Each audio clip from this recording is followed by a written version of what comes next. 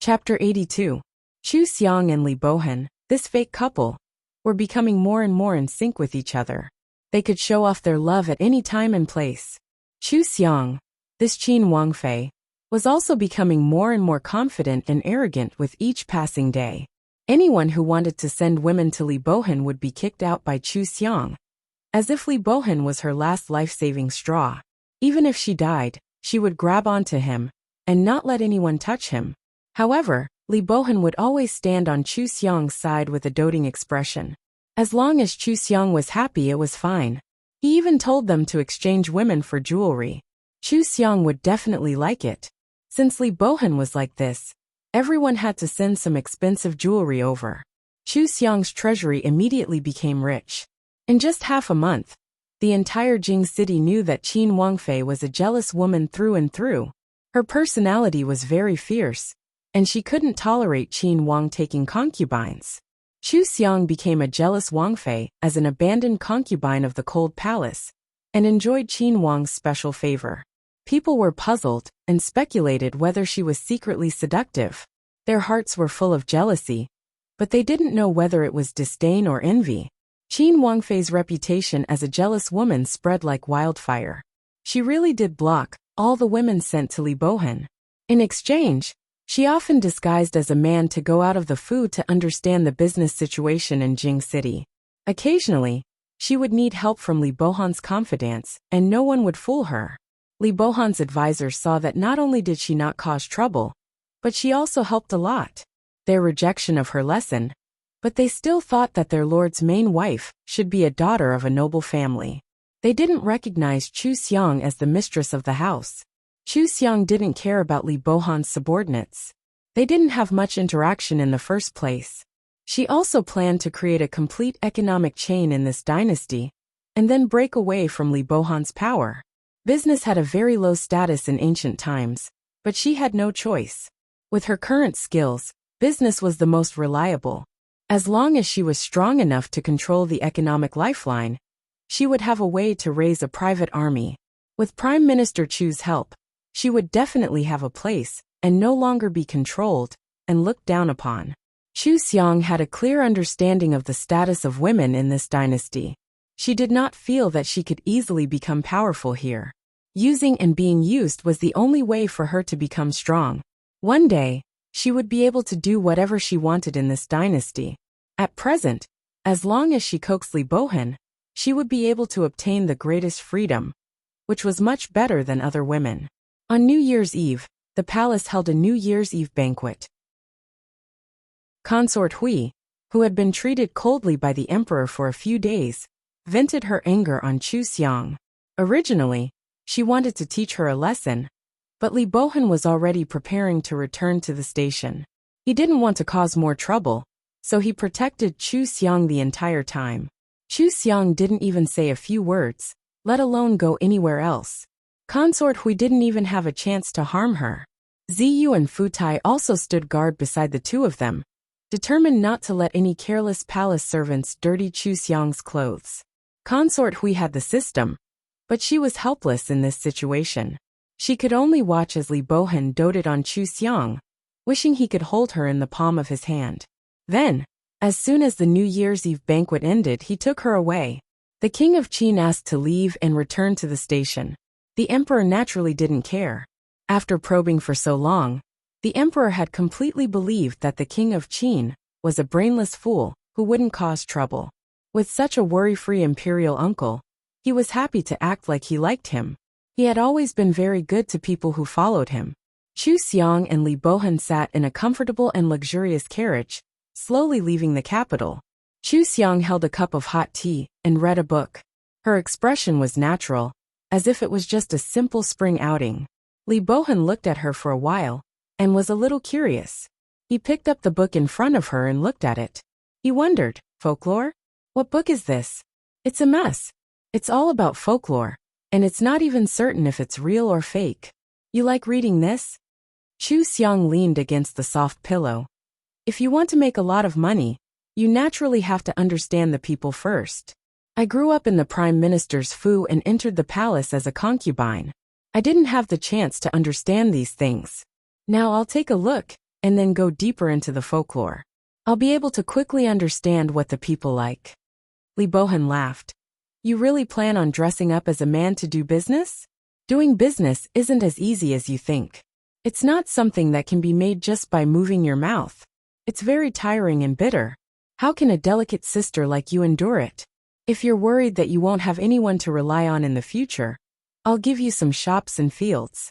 You can let the people below take care of them. They'll be your dowry.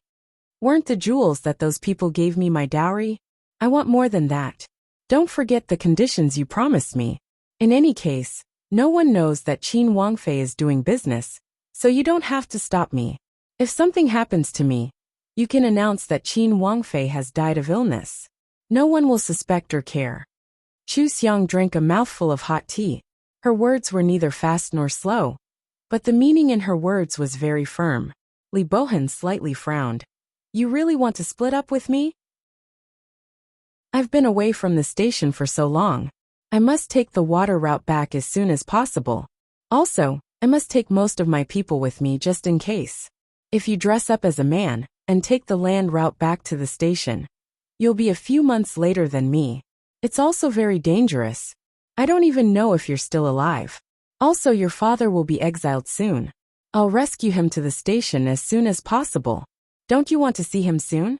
Chu Xiang rubbed the rim of the cup and shook her head. It's not important whether I see him early or late. What's important is that my father is well.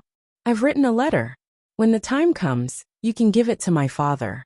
After he reads it, he will naturally assist you. I hope you can treat my father well. Prime Minister Chu is very talented, so I will naturally treat him well. There's also one more thing that I can't explain to Mufei. Also, Qin Wangfei won't show up or go over. Before Li Bohan could finish, Chu Xiang interrupted him with a smile. Wangya, you can't be reluctant to part with me, right? Your words. Do you think it's interesting? If you can't even handle this small matter, how can you talk about great things? You agreed to let me do business because you want to see if I have the ability. Then just let me do it. If I don't succeed on the way to the station, then I'll obediently play the role of Qin Wangfei in the future. If I have a big harvest, then let me show off my skills. I'm also helping you. How about it? Li Bohan helplessly said. I can't beat you every time. Why do you have so many fallacies? Now, other than me, there's no one else who will indulge you like this. Alright, you're a good Wangfei. I can only be a strategist. You take care of yourself. I'll wait for your good news at the station. I hope you'll succeed. Chu Xiang revealed a bright and beautiful smile and raised her cup. Thank you, Lord, for your appreciation. I'll use tea instead of wine to toast you. Li Bohan clinked his cup with hers. Seeing her smile, he felt like he had been bewitched. This amazing woman who could act coquettishly, and do things. How could he treat her like a block of wood by his side every day? Thinking of being separated, his heart felt empty. This feeling of having someone perfectly cooperating with him was too good. With just one look from him, Chu Xiang knew how to respond. This was something even his mother couldn't do. Chu Xiang made him have no worries, but thinking about it, this was a woman he had just met. He didn't know her very well, so how could he have such strong feelings for her? He felt like he was used to having her by his side. He sighed in his heart, and finally agreed to her request. This was really a kind of indulgence, but he wanted to indulge her once. He wanted to see if she could spread her wings and soar into the sky. He was looking forward to it. When they were far away from the capital, Chu Xiang separated from Li Bohan with a group of guards. She didn't take Ziyu with her. This kind of thing was not suitable for Ziyu. She let Ziyu go directly to the station. She and the guards disguised themselves as a caravan. When she was in the capital, she secretly got a batch of goods. At this time, they only changed a few carriages, and they were no different from other caravans. Chu Xiang often chatted with the guards along the way, asking them where they were from, where they had been, and what they knew. She learned a lot about the local customs, as well as what they had and lacked. She took advantage of the differences in the regions she would pass through along the way, and began to sell a large number of goods. Every time she arrived at a place, she would stay for a few days and find a partner. At first, the guards were just loyal to their duty to protect her safety, and were not very convinced by her. As a result, they slowly watched Chu Xiang sell the goods at a high price and negotiate with all kinds of people. Every time, she could obtain the greatest benefits and make friends with business people. Their view of Chu Xiang completely changed. In particular, Chu Xiang, a delicate girl, was not afraid of hardship or tiredness. Sometimes, when they did not rush to the town and slept in the wilderness, she did not complain. She could also arrange everything in an orderly manner.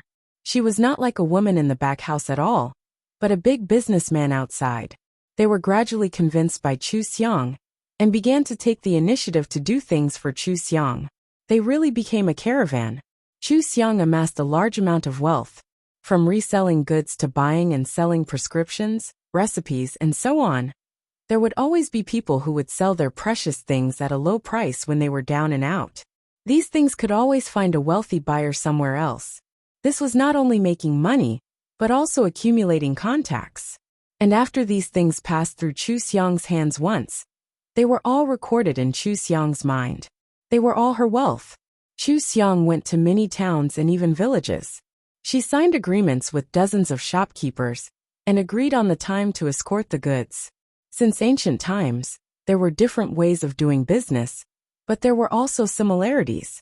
Chu Xiang had studied for dozens of years in her first life and became one of the world's top businessmen.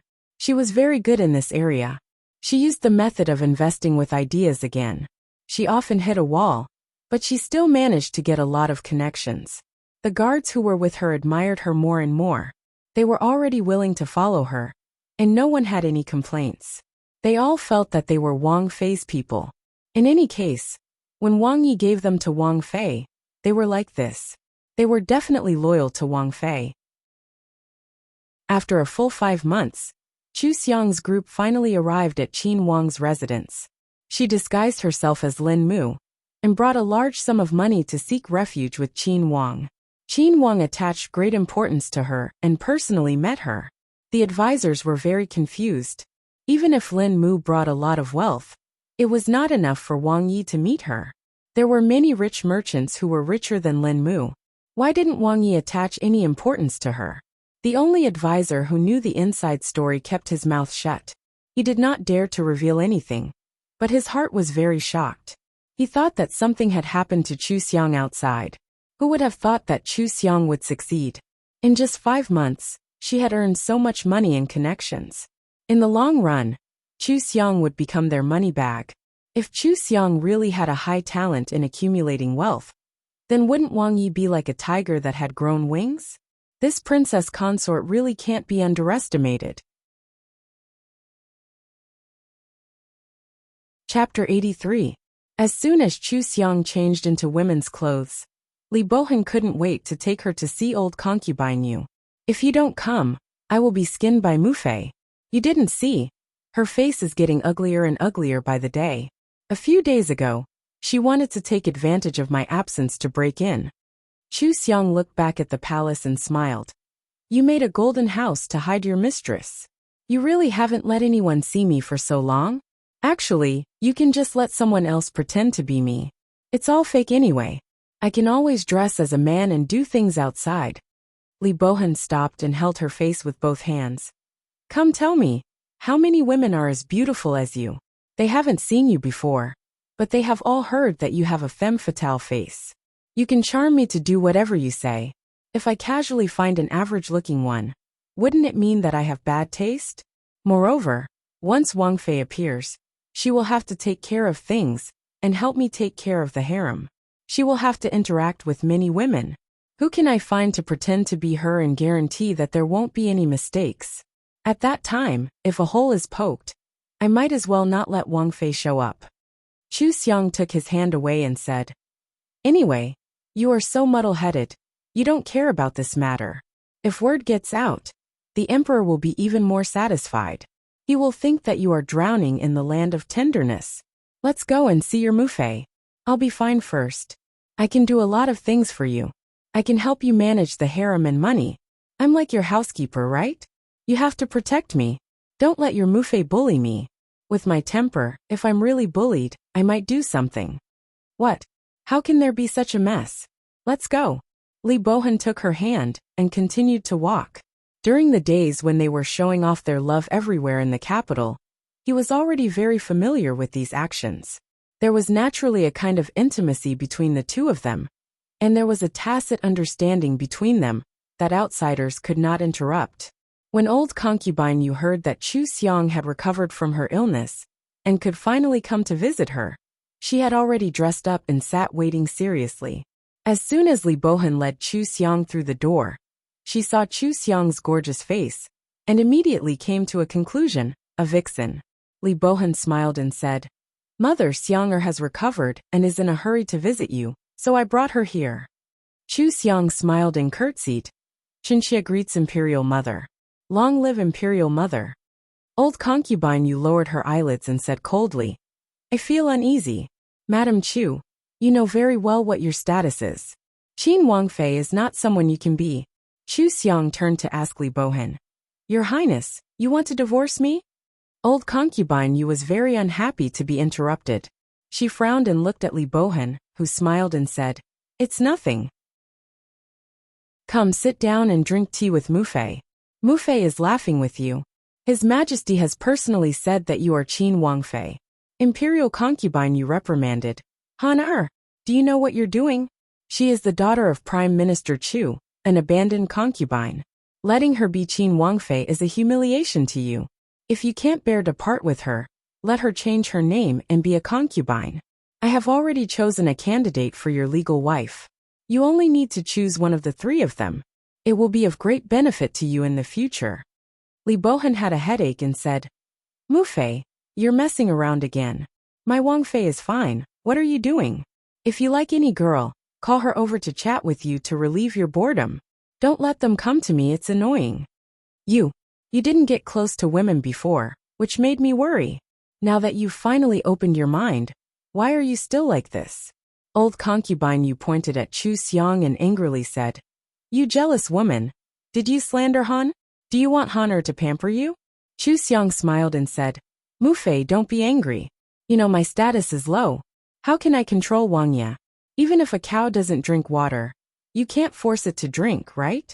In this concubine's opinion, when Wangya wants a concubine, he will naturally want one. Now that Wangya is annoyed, don't let those people bother Wangya. This concubine only has Wangya in her heart. I only hope that Wangya will be happy." Old concubine Yu raised her eyebrows. Wasn't this implying that she didn't care about her son's feelings and deliberately made him annoyed? She was about to speak, but Li Bohan raised his hand and waved the servant back. He frowned and said, "Mufei, don't worry. The people in the back house are different from outsiders. They are my pillow. How can they be easily taken in?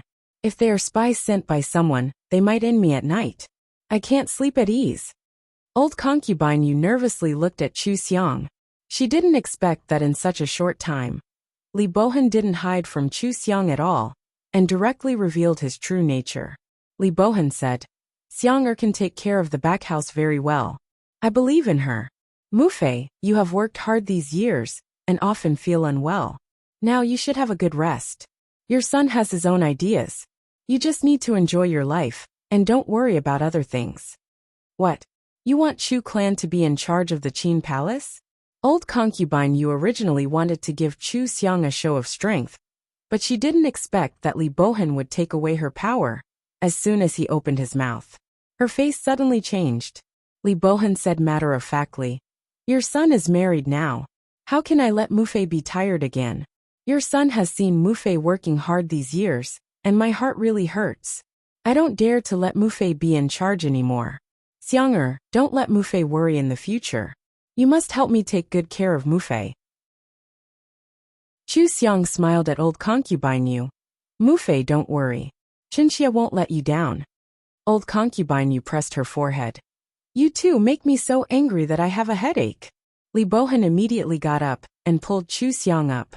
He raised his voice and called for a doctor, saying, "Mufei, you often have headaches because you worry too much.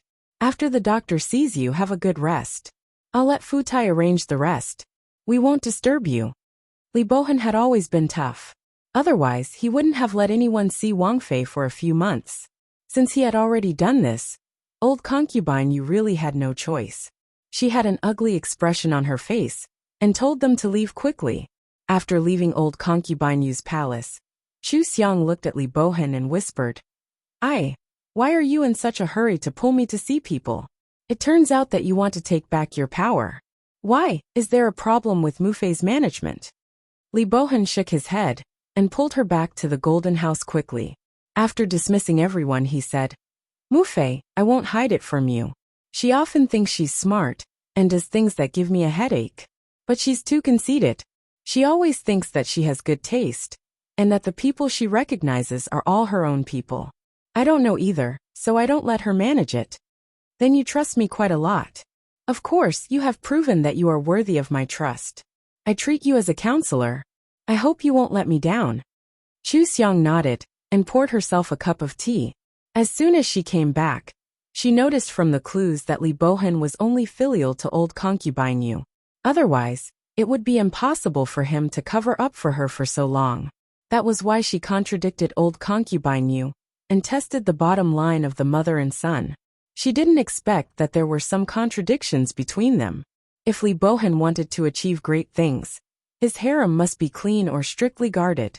However, old concubine Yu was not easy to worry about. She always thought she was smart, and made trouble for Li Bohan. One slip would cause everlasting sorrow. Li Bohan couldn't allow the slightest mistake. Naturally, he hoped that old concubine Yu would live a comfortable life. It was good that there was this contradiction. She could continue to be a jealous woman in the Qin palace, and continue to be arrogant. As long as she took good care of old concubine Yu, Li Bohan would definitely give her the greatest freedom. Li Bohan looked outside and asked, Your father and the others have always thought that you are ill. Do you want to see them today? I'll go see them in person. Are they all well? Chu Xiang walked to the mirror and sat down. She changed the elegant hairpin in front of the mirror. Li Bohan walked behind her and took the hairpin.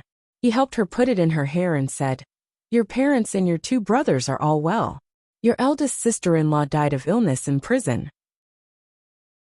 Your second sister-in-law had a miscarriage, and is still recuperating. Your nephews and nieces are all well.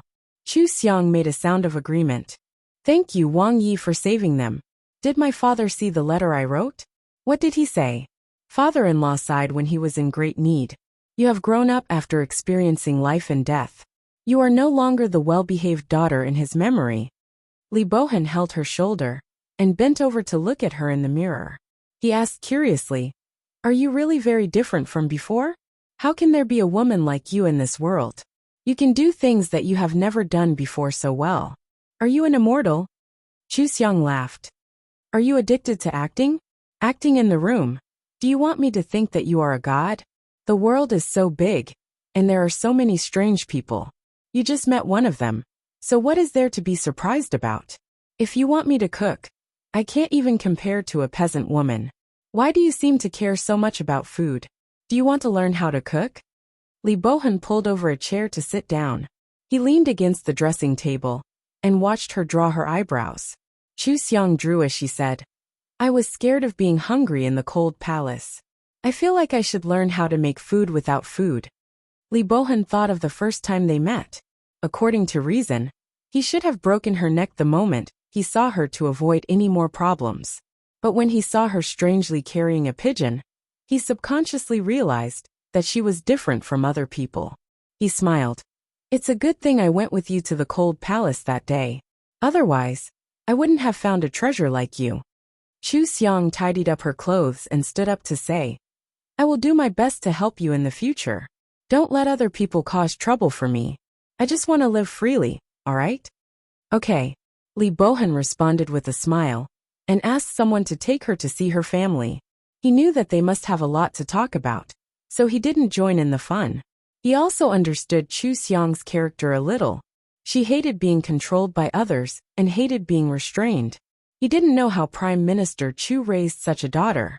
Chu Yiru and others lived in a mansion not far from the Qin palace. Chu Yiru changed his name to Chu Yi. Now he was Li Bohan's hidden counselor. He was afraid of being discovered, so he rarely went out. Few people knew that he was here. Chu Xiang dressed lightly, and went in through the back door of the Chu family. As soon as she entered, she saw the family waiting there. Their faces were full of excitement.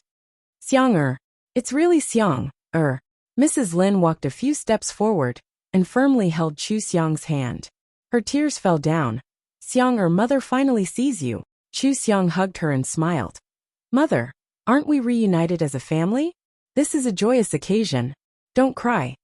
Chu cleared his throat and said, Xiang is right. This is a joyous occasion. Let's go to the hall. Our family is finally reunited. Let's talk. Chapter 84. In ancient times, women weren't that close to their relatives, especially aristocratic families. They had a lot of servants. The original owner had been in the palace for so long and experienced such a great change. Now that she was praised by the Duke of Qin, it was very easy to understand her change in personality.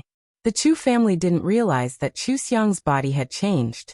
Instead, they were happy that their family could be reunited safely. The eldest brother changed his name to Chu Wenyuan. After this incident, he became a lot more serious. His entire person was calm and had a kind of silent ruthlessness. He solemnly said to Chu Xiang, "It was all thanks to younger sister that we were saved this time. I already know what happened in the capital. You have been wronged." Chu Xiang stared at him for a while. "Eldest brother, you don't blame me? If it wasn't for me not being strict enough and suffering losses and being banished to the cold palace by the emperor, you wouldn't have been imprisoned and eldest sister-in-law wouldn't have died." Chu Wenyuan raised his hand to indicate for her to stop. He seriously said, "This matter was the fault of an incapable ruler. Our Chu family is loyal to the ruler and loves the country, but we never flatter anyone. When we encounter something we don't agree with, we always remain silent. This made the emperor very unhappy. We already expected that he would make a move on the Chu family. Your eldest sister-in-law accidentally got sick and passed away. No one is to blame. Younger sister, you don't need to worry about this matter." The second brother, Chu Wensong, slowly fanned himself and said, "Younger sister, father had already arranged a way out for our family in the early years. When we arrived at the place of exile, there would be people to replace us. From then on, the Chu family would change their names and live as ordinary people. It was very difficult for you to escape from the palace. Moreover, the incident happened so suddenly that father only had time to arrange for people to set the palace on fire to save you.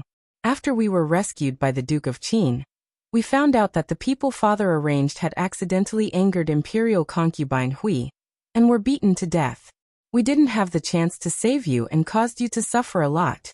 Now that our family is reunited and the Duke of Qin is a lord worthy of our support, we will definitely fight for a place by the Duke of Qin's side. Younger sister, you can sit firmly on the position of Qin Wangfei. In the future, when you ascend to the position of empress, we will wipe away our previous shame."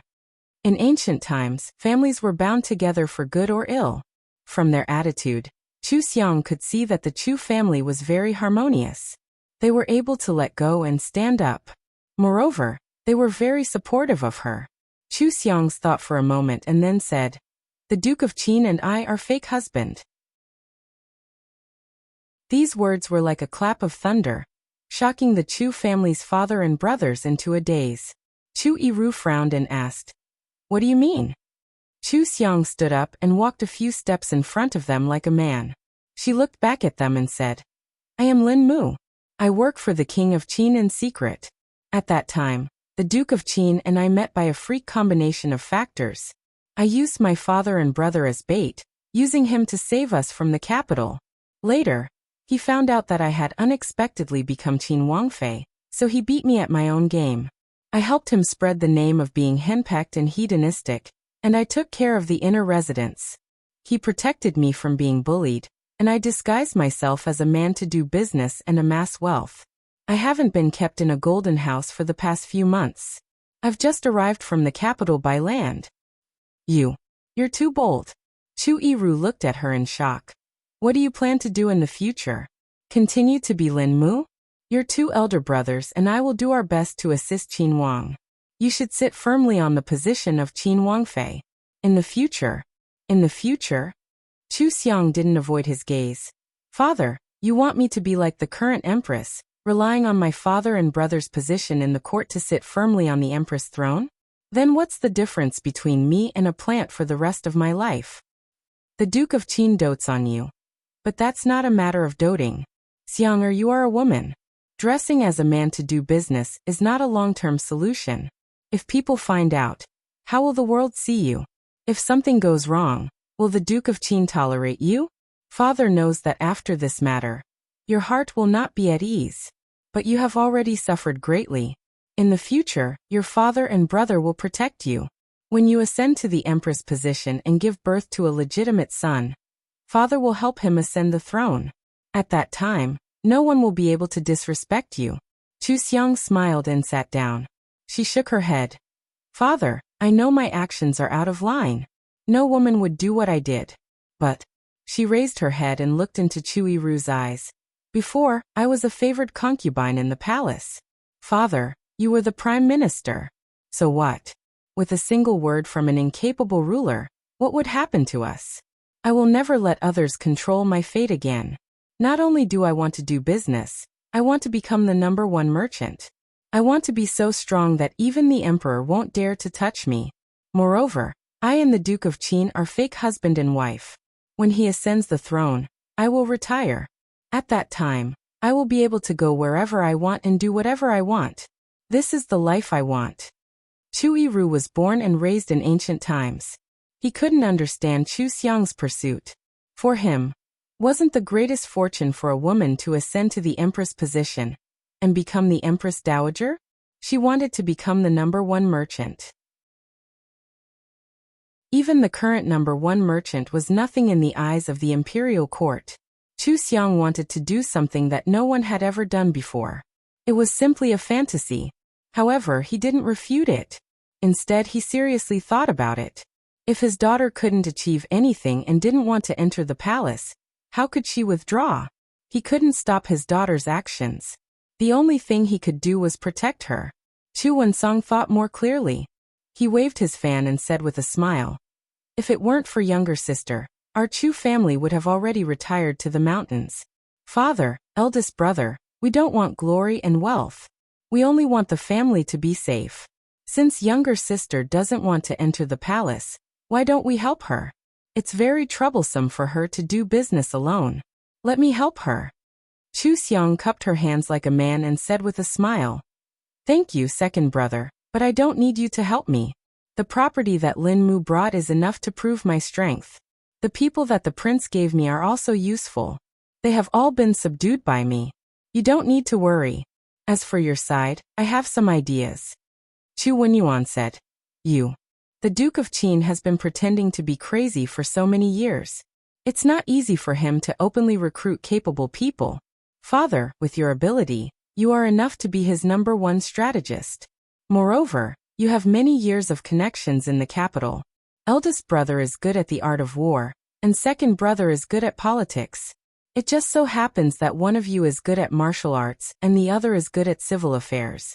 As for me, I will become the Duke of Qin's money bag. In the future, our Chu family will be a great contributor to the Duke of Qin's throne. At that time, father will live a comfortable life. I will fake my death and live a carefree life. Eldest brother and second brother can become the Duke of Qin's important officials without being suspected. This is the best development for the Chu family." Chu Yiru and his 2 sons exchanged a look. Chu Yiru narrowed his eyes and said, "What do you think?" The Chu family has always been in the core position of power. Naturally, they have ambitions. Chu Xiang drew a very beautiful blueprint for them.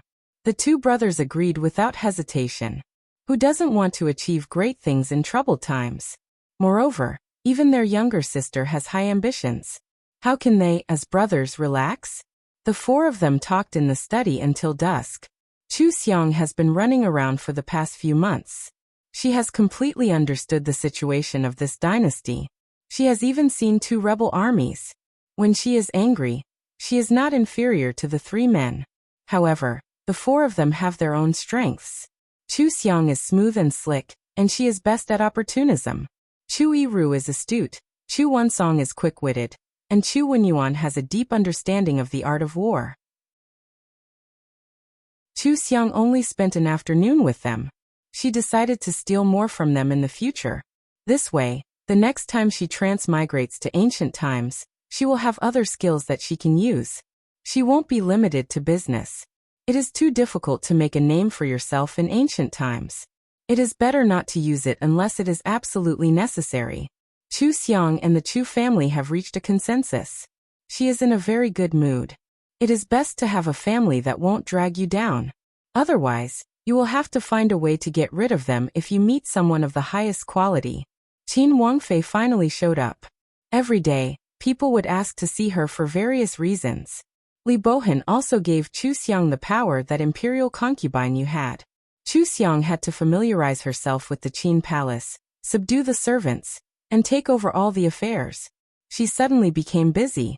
Taking care of the Qin palace was not an easy task, but in the end, it was still a matter of the inner residence. Chu Xiang didn't want to waste too much time on it, so she began to cultivate Ziyu. Ziyu was absolutely loyal to her. Except for not being so clever, it could do everything well. Soon, it became the most useful person by Chu Xiang's side. Imperial concubine Yu originally wanted to make trouble for Chu Xiang in the palace affairs. Who knew that every time, Chu Xiang would quietly resolve it and take the opportunity to get rid of a few of her people. Seeing that Chu Xiang had smoothly taken over the Qin palace, Imperial concubine Yu began to make things difficult for Chu Xiang. The first time, Chu Xiang didn't argue with her. The second time, Chu Xiang asked someone to find Li Bohan to support her. By the third time, Chu Xiang directly found an excuse not to come. Chu Xiang was now Li Bohan's favorite person. Even Imperial concubine Yu had to avoid her sharp edge. She couldn't do anything to her, and even angered herself half to death. This time, Imperial concubine Yu carefully selected 2 beautiful palace maids and said to Chu Xiang, "You are busy with the palace affairs on weekdays. I'm afraid you will neglect Han. These 2 are careful and proper. Take them back and let them serve Han well." Imperial concubine Yu deliberately chose to do this when she was admiring the flowers with several officials' womenfolk, so that Chu Xiang couldn't refuse and stop Li Bohan from taking a concubine. She calmly waited for Chu Xiang to accept it, and waited to see Chu Xiang's aggrieved expression. However, Chu Xiang didn't even look at the 2 palace maids and refused. "I'm afraid this concubine can't do as Mu Fei wishes. Wang Ye has already promised this concubine that he doesn't need palace maids to serve him. All the palace maids around him are replaced by internal servants." Imperial concubine Yu showed displeasure. "What do you mean? Do you really want to be a jealous woman?" "Why not?"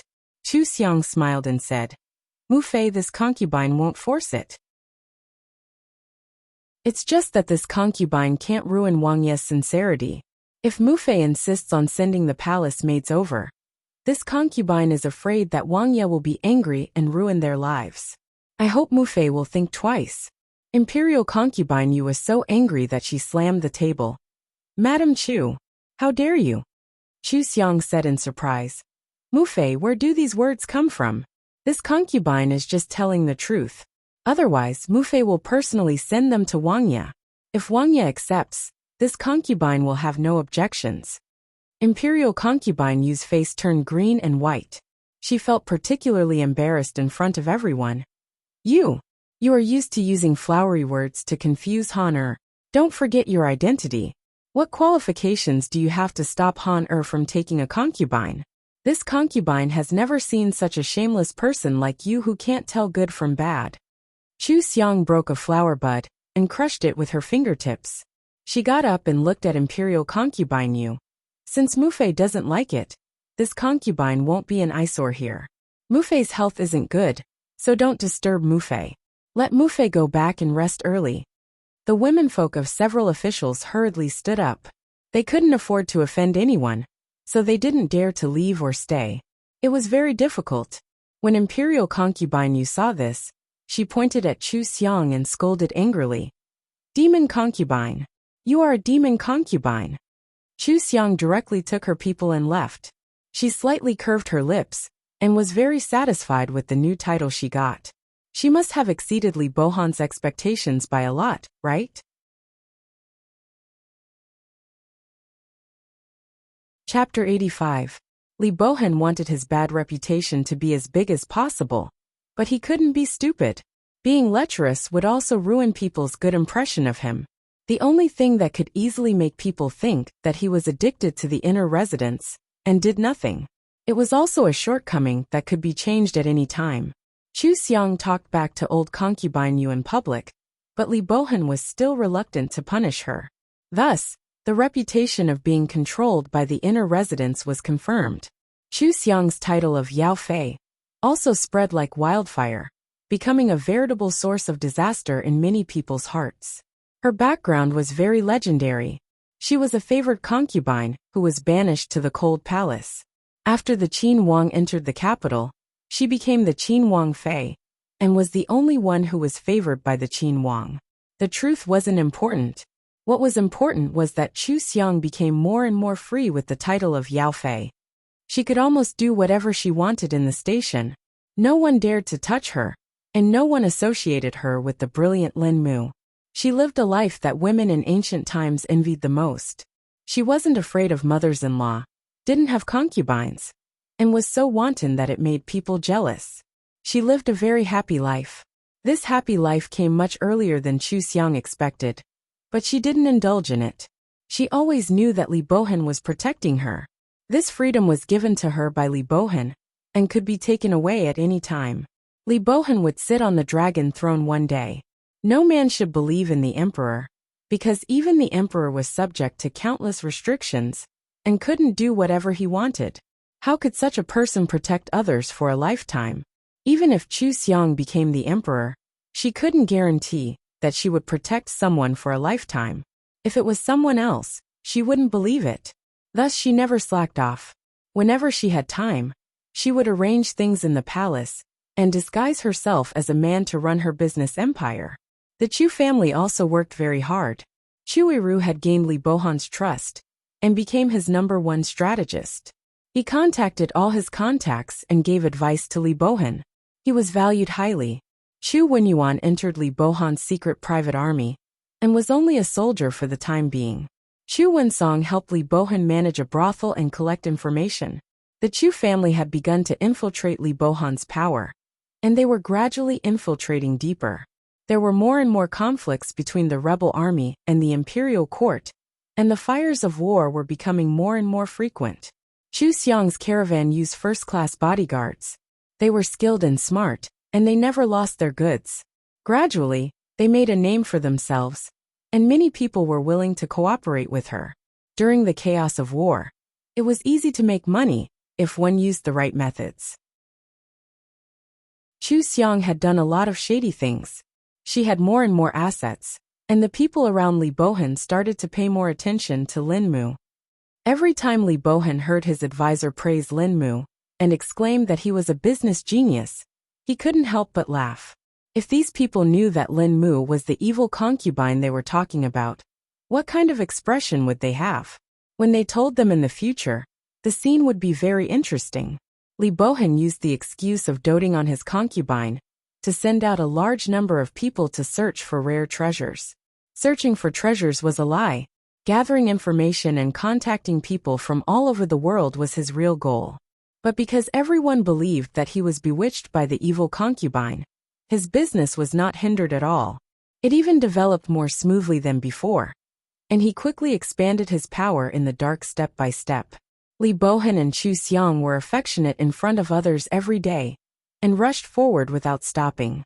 They slept in the same room at night, and their relationship grew stronger day by day, and they became comrades. Li Bohan had been fighting alone for so long. Now that he had Chu Xiang to work with, he cherished her very much. Unknowingly, his feelings for Chu Xiang changed. He liked to see her more and more, and appreciated her more and more. He even gave her the bed, and slept on the soft couch. Chu Xiang was the most comfortable with Li Bohan's change. Her goal had not been achieved yet, but she had already enjoyed the life she wanted. Because of this, Chu Xiang gave Li Bohan a little more from her private golden pocket. She wanted to develop her power, so she naturally couldn't give all the money to Li Bohan. Her own golden pocket was getting richer and richer day by day. She also met a rebel leader and secretly cooperated with him. They carried out coastal trade, and even went out to sea to find gold. The days passed quickly. Chu Xiang felt that 24 hours were not enough every day. In the blink of an eye, 5 years had passed. In these 5 years she subdued a nest of bandits, subdued a group of pirates, trained a private army, established a secret stronghold, arranged an escape route overseas, and hid the Chu family's treasure. In addition to officially becoming the Qin Emperor's money bag under the name of Lin Mu, she also made her own golden pocket overflow and became the underground queen of the business world. The Chu family not only didn't drag her down, but also helped her a lot. If Chu Wensong hadn't been in charge of Li Bohan's information channel, she wouldn't have been able to hide her golden pocket so easily. If Chu Yiru hadn't helped her plan and reminded her of a few traps, she might have fallen into another trap. She was the king of business, but in terms of intrigue, Chu Yiru, the old fox, was better. Chu Xiang learned a lot from him and felt more and more that this family was a godly team. Chu Wenyuan, who was in the army, was promoted quickly and became the right hand of the leader of the private army. He also gave Chu Xiang a lot of advice. Chu Xiang's private army was trained by him, and their quality was very high. Chu Xiang saw their strength, so when they were secretly plotting, she suggested, "How about we make it the Chu families and father you sit in that position?" She felt that it was better for her family to be the emperor. When the time came, she would be the eldest princess. But this idea was rejected by the 3 men of the Chu family.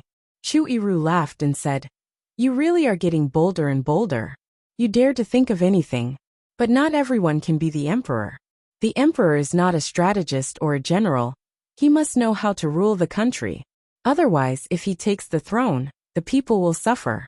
Father can be the prime minister and the best strategist, but I can't be the emperor." Chu Xiang was a little puzzled. "Don't you help His Highness make many decisions? What's wrong with that?" Chu Yiru shook his head. "If it was so easy, then there wouldn't be such a talented strategist since ancient times. They all went to be emperors. Even Mr. Zhuge can't call himself king, so how can father? Xiang'er, Qin Wang is a wise ruler and is worthy of our full support. If he becomes the emperor in the future, it will be a blessing for the people." Chu Xiang looked at Chu Wenyuan and Chu Wensong. The two nodded and Chu Wensong smiled. "Sister, don't think too much. Think about it, you are now unparalleled in business. Can you be considered a capable person? But you don't know how to be a ruler. If you become the emperor, how will you govern the country?" Chu Wenyuan also said, "Qin Wang is a wise ruler. 5 years of the Chu family willingly assisting Qin Wang." Chu Xiang naturally didn't care. She really didn't know how to be a ruler, nor did she have any interest in it. In her eyes, the emperor was the most unfree person trapped in a cage. One person shouldered the fate of all the people. Early in the morning, he was greedy and restrained everywhere. Only a person who was born to be an emperor could restrain himself and endure the loneliness at the top. Otherwise, he would become a fatuous ruler. Li Bohan had no idea that Chu Xiang once had the idea of stealing the throne. His power had expanded rapidly in the past 5 years. Chu Xiang's caravan also secretly helped him do a lot of things and sent a lot of letters. Chu Xiang's title as a demon concubine had blocked countless troubles for him. Even old concubine Yu gradually lost her arrogance and couldn't intervene in his affairs anymore. Although it seemed a little unfilial, without old concubine Yu's interference, his backyard was really quiet. He no longer had to worry about spies and assassins when he rested. Chu Xiang let him have no worries, and he was willing to dote on Chu Xiang. Unfortunately, no matter what he said or implied, Chu Xiang insisted on being a fake husband and wife with him. It made him wonder if in Chu Xiang's eyes, he wasn't a man at all. In these 5 years, the rebel army gradually grew in size. The court was almost unable to hold on, but the fatuous ruler didn't change and often did disgusting things. Chu Yiru arranged for people in the capital to incite the fatuous ruler in court. The fatuous ruler casually ordered the execution of the criminals exiled to the borders. Everyone knew that Qin Wangfei was the daughter of the previous prime minister. The previous prime minister's entire family had been exiled to the borders. Now that the emperor wanted to kill the criminals at the borders, Wouldn't he have to kill Qin Wangfei's parents and family? When people heard that Qin Wangfei had caused a ruckus in the Qin palace, the Qin Wang had immediately sent a memorial to ask the emperor to let the Chu family go. When had the emperor ever cared about this? But he didn't like the Qin Wang's attitude. He wouldn't change his orders because of the Qin Wang. Li Bohan flew into a rage for a woman and led his army to occupy the borders. He accused the emperor of going too far. This time, he wanted to get justice for the humiliation that Qin Wangfei had suffered in the past. Since ancient times, all revolts needed a reason. On the surface, the emperor liked his imperial uncle, the Qin Wang, and the Qin Wang had always been generous. Of course, he couldn't be so calculative. He thought that the anger of his beloved was the best excuse. He wanted compensation from the emperor. Once the emperor gave him compensation, wouldn't he be apologizing to him and the abandoned concubine that he had personally abolished? The fatuous ruler would never do such a thing.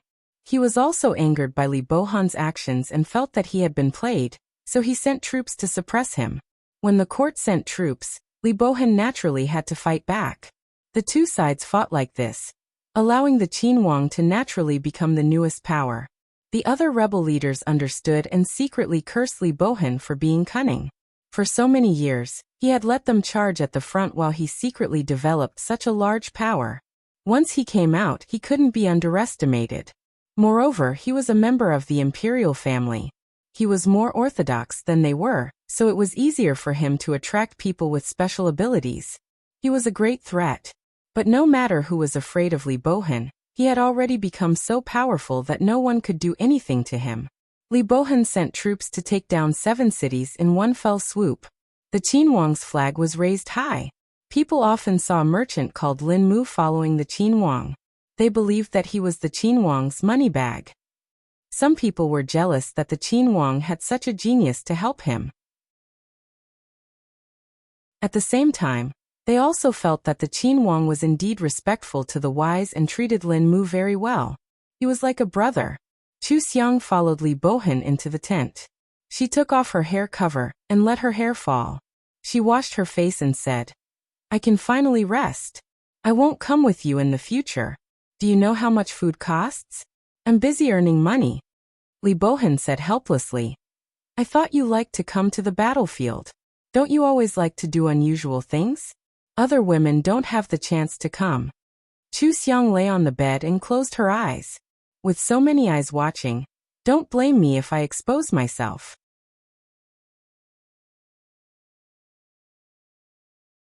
Chapter 86. At night, a horn suddenly sounded outside. Chu Xiang and Li Bohan immediately sat up to grab their armor. As soon as Chu Xiang finished putting on her armor, the curtain was lifted. Wangya, the enemy troops. When the general saw Chu Xiang with black hair and white skin, he instantly shut his mouth and his eyes widened in disbelief. Not only him, the 2 deputy generals behind him, and the soldiers near the tent all saw her. "Let's go." Li Bohan solemnly handed the helmet to Chu Xiang and walked out first. He put down the curtain and blocked everyone's sight. Chu Xiang quickly tied her hair and put on the helmet before following him out. Since she had already been seen, if she disguised herself as Lin Mu, she would be exposed. She might as well make the best of it. In any case, Li Bohan doted on her, this demon concubine, so what wouldn't she do? Li Bohan had already mounted his horse. When he saw her, he said, "I'll have someone send you to the rear. You go with them first." Chu Xiang knew that she wouldn't be able to help if she stayed, so she nodded and turned to leave. The 4 people Li Bohan arranged to protect her quickly followed. The general beside Li Bohan was a little dissatisfied. "Wangya, it's not appropriate for Wangfei to come to the battlefield." Li Bohan raised his hand and coldly said, "Ben Wang knows what he's doing. Let's go." Li Bohan rode his horse to the front. Everyone quickly followed to protect him, but they couldn't help but feel that Chu Xiang was a big hidden danger. Their lord was good in every way, but she fell for this disaster. Sooner or later, something would happen. Chu Xiang smoothly moved to a safe area and sat in the tent to wait for news.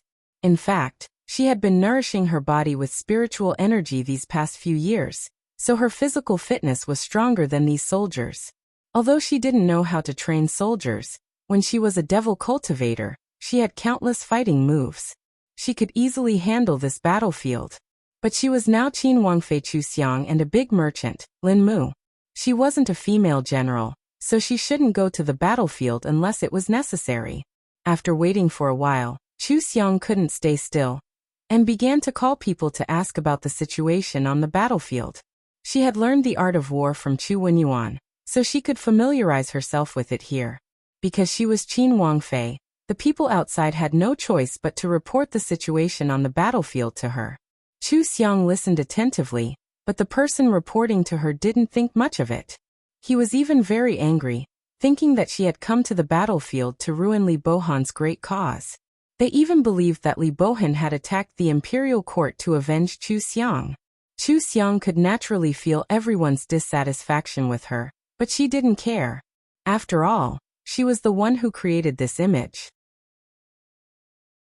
Now, it was clear that she had acted well and deceived everyone. This way, it would be easy for her to find a reason to leave in the future. With the disappearance of the demon concubine, shouldn't the great Qing be dismissed? Being hated by everyone was exactly what she wanted. This battle lasted until dawn, and ended with Li Bohan's victory. He also captured many prisoners of war. As soon as Li Bohan returned, he took large strides to find Chu Xiang. Seeing Chu Xiang safe and sound, he clearly let out a breath. Chu Xiang noticed and her eyes flashed. She asked, "Are you hurt?" "No, it's just that my arm is a bit sore. I was hit by a metal hammer just now." Li Bohan covered his right arm. When he spoke to Chu Xiang, his voice softened. The general who had followed couldn't stand by and watch. He had also been warned by Li Bohan not to be rude to Chu Xiang, so he left with a cold face. Chu Xiang saw the situation and smiled. "This time, you won't be able to wash away your reputation of being immersed in the land of tenderness. Come and sit. I'll apply medicine for you." Li Bohan looked at her with tender eyes and quietly said, "If it can't be washed away, then it can't be washed away. Right now, you are the Qin Wang who is infatuated with his Wangfei. In the future, you can also be the emperor who is infatuated with his empress." Chu Xiang took off his armor and carefully applied medicine for him. Hearing his probing words, she looked at him and asked, "The Qin Wang only has Qin Wangfei, but the emperor won't only have the empress. Do you know why I would rather enter the cold palace than continue to be Xianfei?" Li Bohan faintly had a premonition of what she wanted, but still asked, "Why?" Chu Xiang smiled. "Because I can't stand other people touching my man. The emperor has 3 palaces and 6 courtyards. It doesn't matter as long as it has nothing to do with me. I don't like life in the imperial palace, and I won't accept sharing a husband with other people. So in the future, you will have to choose someone else to be the empress." Li Bohan grabbed her hand and pulled her into his embrace with a little force. He held her tightly. "You want to leave me? To where?" Chu Xiang didn't struggle. She looked at him and said, "It's raining so hard, where can't we go? You want to return to one. You have grand plans. I want to be unrestrained and free. You should understand me after these years. I won't be willing to stay in the Hoyuan and be an honest woman. If you really trap me, I won't be me." Li Bohan couldn't accept it. "I thought that after 5 years of being together, we were already a true husband and wife. In the future, we would look down together." Chu Xiang shook her head. "What kind of person will an emperor like? If you like a woman, it must be because she is unique. If you lock her up in the Hoyuan, she will be no different from other women. You won't like her anymore. This is unsolvable. You might as well put all your energy into government affairs and become a famous emperor through the ages. Then no matter where I am, I won't regret bringing my family to assist you." Li Bohan looked at her for a while, then slowly lowered his head and approached her. When their lips touched, he saw that Chu Xiang's eyes were still clear. There was no shyness, no love, no disgust. There was nothing. He suddenly felt a wave of defeat and let go of her. "I won't let you go. I will take care of everything you are worried about." Li Bohan put on his armor with a dark face. He took Chu Xiang's hand and walked out. "Leave this place to Chu Wenyuan. Let's go back to the palace." Li Bohan had gone to the battlefield several times to establish his power, to show the world that he wasn't a wastrel, and to wash away some of his past bad reputation. Now that he had shown it, he didn't need to come to the battlefield himself. He only needed to command from the Qin Palace. Before they reached the Qin Palace, the news that Qin Wangfei had gone to the battlefield spread. Imperial concubine Yu was so angry she almost fainted. She went out with Li Bohan. How did Chu Xiang get sick? So this Yao concubine followed to the battlefield. This was absolutely intolerable. Imperial concubine Yu put on a big show. As soon as Chu Xiang came back, she was going to punish her. Li Bohan was annoyed. Seeing this, he said in displeasure, "Mu Fei, what do you want to do now? I wanted to take Wang Fei there. It has nothing to do with her." Imperial concubine Yu said angrily, "How can it have nothing to do with her? Her flowery words must have confused you. Han, or why are you still speaking for her? Do you know what people outside think of you? You're henpecked and useless. Sooner or later, you'll be killed by a woman. How long will you be fascinated by her? When will you wake up? I'm very sober. Mu Fei, go back and rest. Don't worry about these things." Li Bohan looked at the palace servants in annoyance. "All of you leave. If anyone makes Wang Fei unhappy, this prince will beat them to death." The palace servants were all called by Imperial concubine Yu. But they didn't dare to disobey Li Bohan. They looked at Imperial concubine Yu, bowed hesitantly, and left. Imperial concubine Yu immediately threw the cup and scolded. "Such a seductive thing. Are you going to protect her to the end? Okay, let me ask you. She has been married to you for 5 years and has no children. You're not allowed to take concubines. How will this be resolved?" Li Bohan and Chu Xiang had never slept together. How could they have children? But only the two of them knew this. They couldn't explain it to outsiders. What's more, Chu Xiang didn't want to have children with him at all. She didn't even want to be his Wang Fei. He looked at Chu Xiang and saw Chu Xiang drinking tea with her eyes down expressionlessly. But with his understanding of Chu Xiang over the years, Chu Xiang was already very impatient. If he continued to talk nonsense, she would definitely lose her temper. Li Bohan laughed at himself. When did he know Chu Xiang so well? But she didn't take him seriously at all.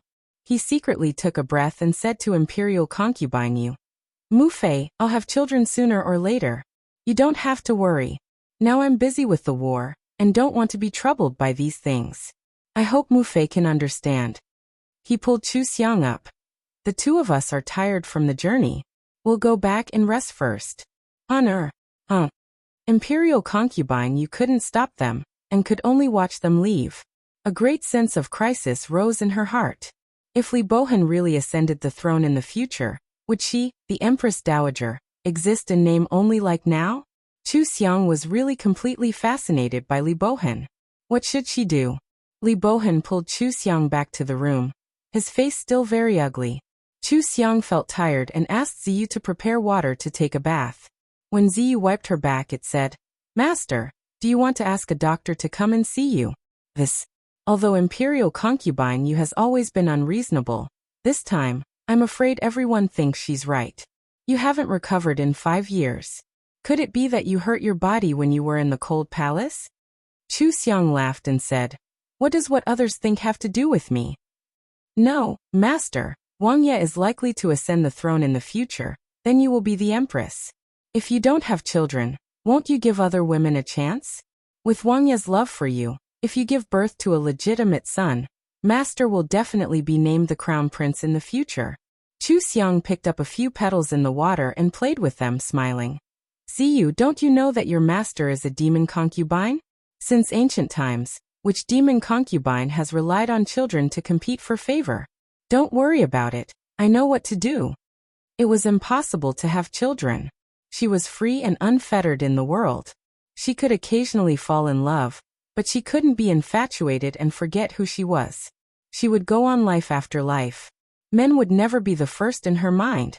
Naturally, she could forget about them, but she couldn't have children.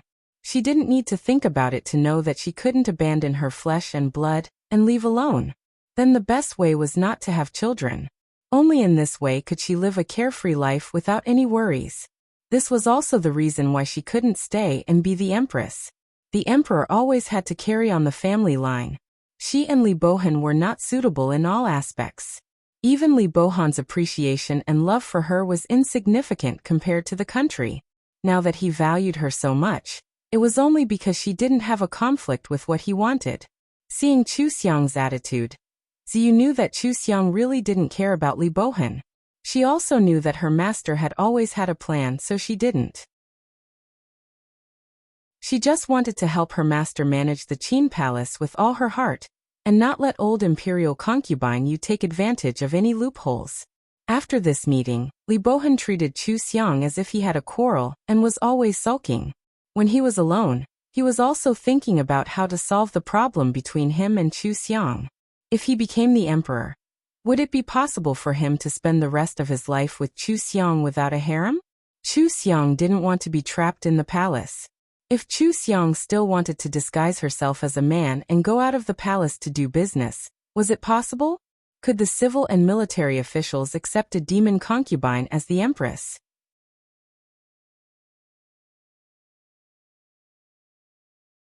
Chapter 87.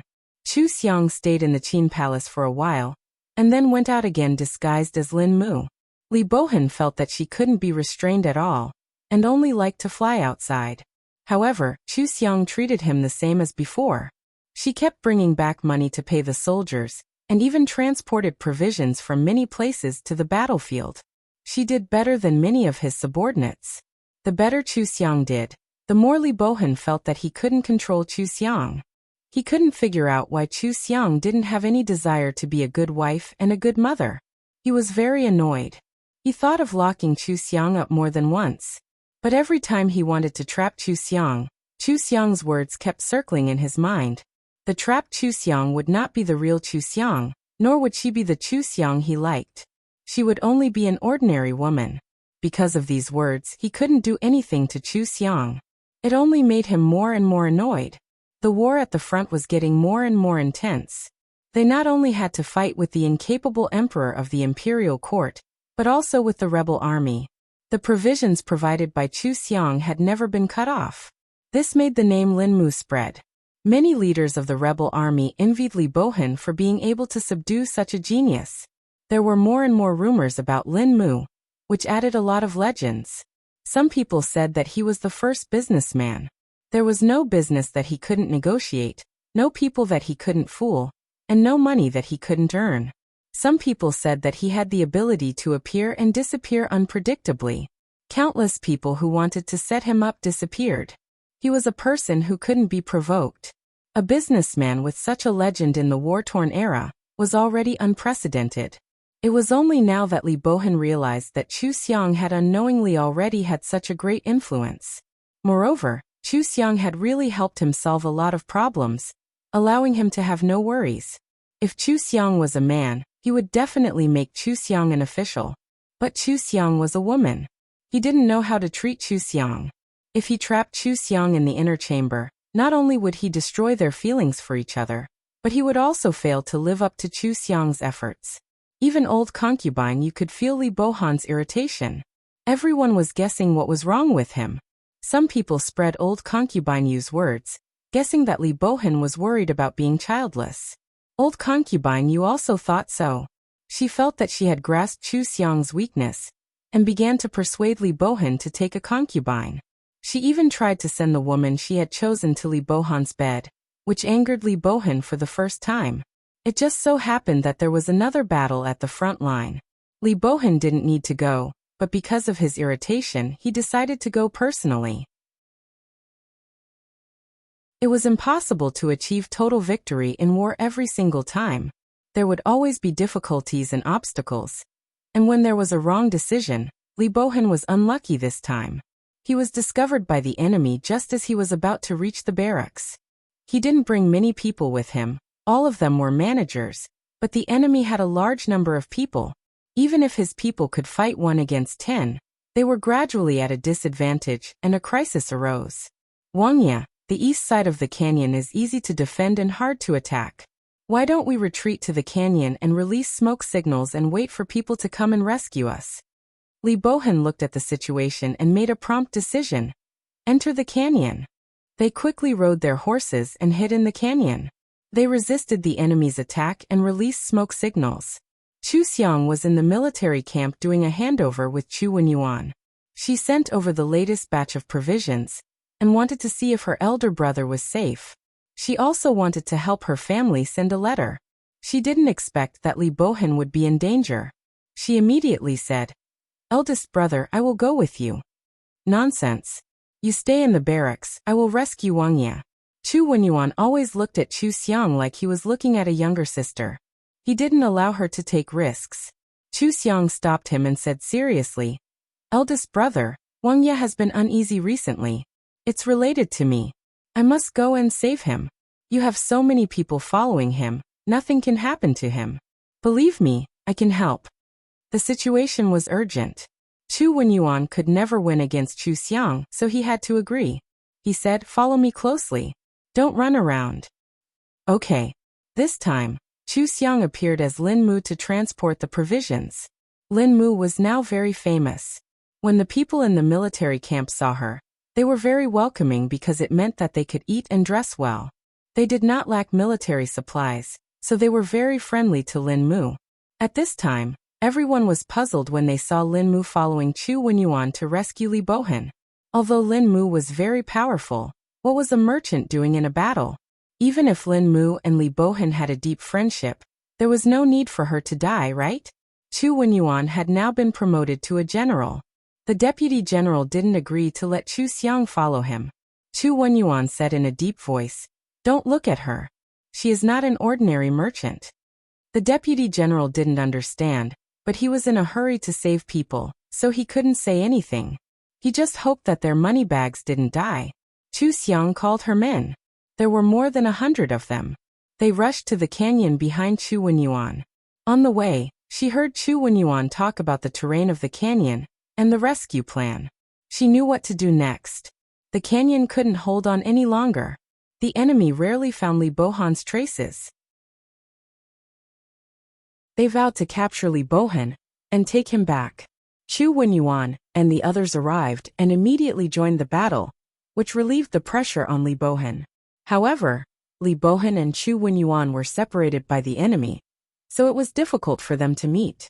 The enemy still refused to give up. Even if they couldn't capture Li Bohan, they would kill him on the spot. Chu Xiang carried a heavy bow on her back and joined the battle with a long saber in her hand. As for her subordinates, they were sent to rescue Li Bohan. Her men weren't a regular army, but the bandits and the private soldiers she trained knew how to take shortcuts. They used unexpected methods to achieve their goals. She brought out the best elite soldiers. This group of soldiers rushed left and right at the edge of the battlefield. No one noticed what they were doing. By the time they noticed, they were already close to the canyon. The people sent by Chu Wenyuan didn't fall behind. They approached the canyon from the other side. They were about to meet up with the enemy and save Li Bohan. Li Bohan also rushed towards them with his men. The enemy leader seized a good opportunity. He suddenly cut down 2 people and rushed towards Li Bohan. He raised his saber and slashed down at Li Bohan. "Your Highness!" Chu Wenyuan turned pale with fright and hurriedly rushed over. At this moment, Chu Xiang took out the bow on her back, aimed and shot. In that instant, the saber that was slashing at Li Bohan changed direction. That person fell from the horse's back. Li Bohan waved his saber and directly ended that person's life. He looked up and saw that Chu Xiang was still in her shooting position. He suddenly realized that he didn't understand Chu Xiang.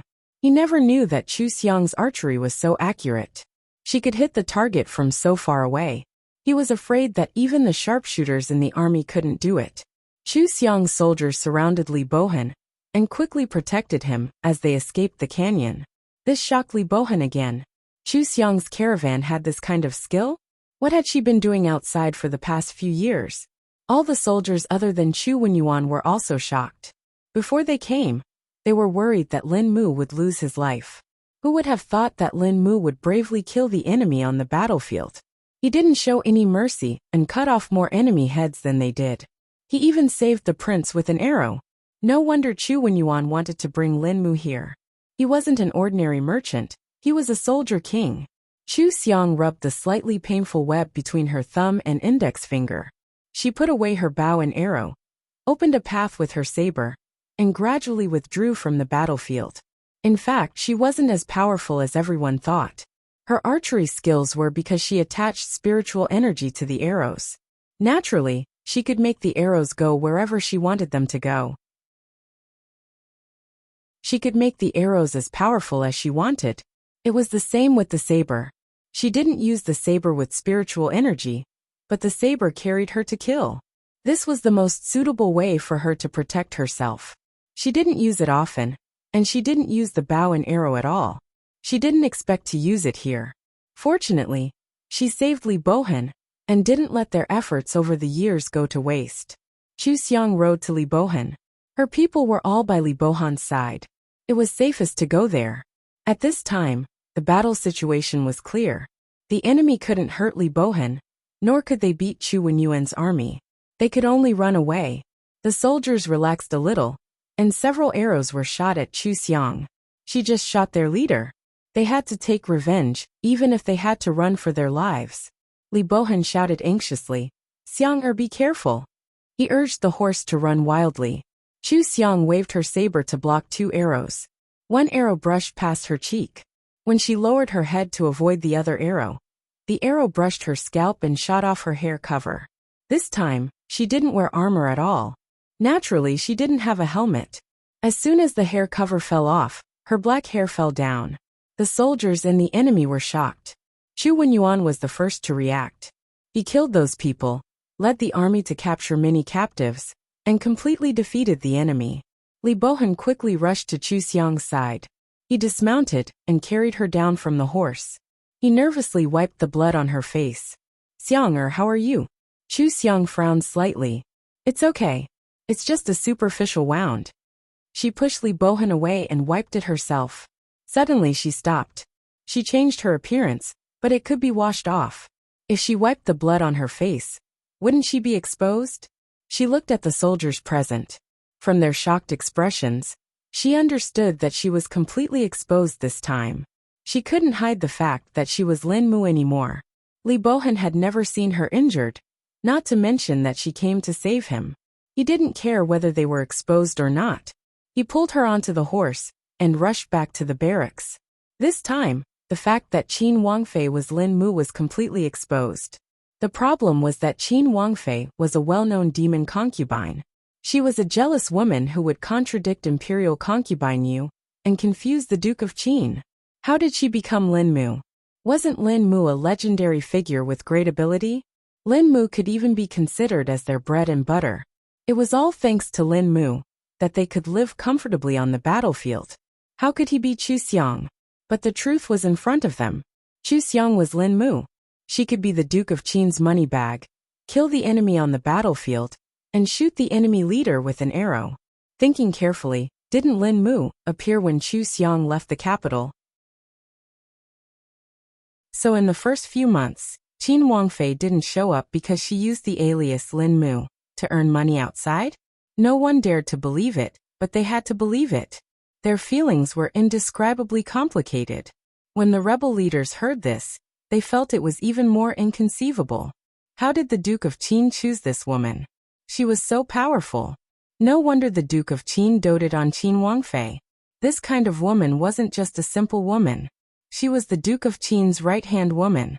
Among all the people, the one who couldn't accept it the most was the emperor.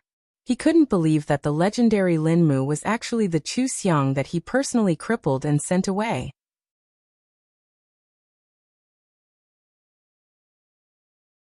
Chapter 88. Regardless of whether people were willing to believe it or not, it was a fact that Chu Xiang was Lin Mu. More and more evidence was found to prove this. Because of this, Li Bohan and Chu Xiang quarreled for the first time. Li Bohan didn't allow Chu Xiang to go out again. "Now everyone knows that you are my Wang Fei. You are not as simple as a subject. Do you know what this means? It means that you are a live target. Countless people want to catch you. If you go out, you will encounter the same danger as me. Do you understand?" Chu Xiang looked at him calmly. After a while she asked, "Are you worried about me or are you starting to fear me?" Li Bohan stilled. "What about me? Me afraid of you?" You don't believe that I'm worried about your safety? Chu Xiang shook her head. I believe that you are worried about me. But ask yourself, when you found that I was much stronger than you imagined, did you feel a trace of fear? You don't have to deny it. If you don't even fear this, I don't think you can be an emperor. Of course, Li Bohan would be afraid. On the battlefield, his first reaction after being shocked was fear. But he also liked Chu Xiang. He didn't think of doing anything to Chu Xiang. He only hoped that everything wouldn't get out of control. But when he looked into Chu Xiang's clear eyes, he couldn't say anything. He could only be silent. Chu Xiang saw through him too clearly. In his position, he couldn't wholeheartedly trust a person. The conflict between the two of them once again made him feel powerless. Silence spread between the two of them. At some point, they had drifted apart. They clearly saw each other day and night, but they couldn't return to the innocence they had when they first met. They couldn't return to the intimacy they had before the rebellion. Now that he thought about it, didn't they just use each other from the beginning? What was true love? He found it laughable. It was laughable that he couldn't see through things as clearly as Chu Xiang. He was really trapped by love. But in this situation, he was the only one involved. This was his greatest sorrow. Li Bohan silently moved out of the palace where they had lived together for 5 years, refusing to let Chu Xiang leave. Even he himself did not know how to treat Chu Xiang. Chu Xiang had long been prepared for this. She peacefully stayed in the Qin palace as her Qin Wangfei. After everyone knew that she was Lin Mu, their attitude towards her turned into awe. No one dared to provoke her at all. Her life was very comfortable. Then she naturally spread the news and asked her people to stop supporting Li Bohan. For the past few years, Chu Xiang had been the one who supported the Qin King's army's finances and supplies. Although there were other merchants supporting them, once Chu Xiang withdrew, a huge financial gap immediately appeared. The strategist hurriedly went to Li Bohan to discuss it. Previously, these strategists were all disgusted with Chu Xiang. They felt that the enchantress had bewitched their lord. They had thought a lot about how to get rid of the enchantress. Now that they had not recovered from the fact that the enchantress was Lin Mu, Chu Xiang no longer supported Li Bohan. They suddenly realized the importance of Qin Wangfei to them. They were anxious to know what kind of conflict the couple had, so they went around in circles to persuade Li Bohan to appease Chu Xiang. Li Bohan angrily went to Chu Xiang's sleeping quarters to look for her. He wasn't sure if he was angry at Chu Xiang for setting up such a big mess behind his back, or if he was angry at Chu Xiang for not giving him any time to act like she was going to break off relations with him. When he saw Chu Xiang, he couldn't help but ask, "You don't trust me that much. Are you afraid that I will lock you up?" Chu Xiang expressionlessly spread out her hands. "I can't even take half a step out of the palace now. Didn't you lock me up? Here, other than luxurious clothes, jade food, and servants, what is the difference between this place and the cold palace? You really can't see my feelings for you? I only have feelings for you. I spoil you, protect you, and even think about how to not have a harem in the future, and only grow old with you. Even when you don't like being trapped in the palace, I think about how to let you go out occasionally. In the end, you only think of me as a cold-blooded and heartless person, and don't trust me at all, right?" Li Bohan suppressed his anger and stared at Chu Xiang with eyes full of humiliation, as if his heart was being trampled on by Chu Xiang. Chu Xiang lightly said, "I believe you. You used me, appreciated me, and liked me until you were willing to compromise for me. I know every change you make, but you can only give me this much. This is not what I want. What kind of empress do you want in the future? What kind of heir?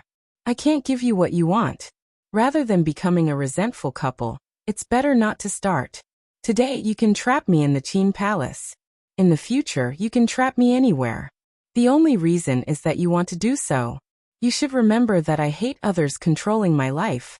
Cutting off military supplies is inevitable. You and I have been together for 5 years.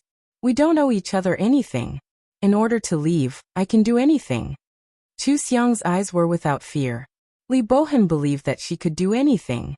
He blurted out, "You're not afraid of what will happen to your father and brother?" As soon as the words left his mouth, he regretted it. Without waiting for Chu Xiang to speak, he turned his back to Chu Xiang in annoyance. It's my fault.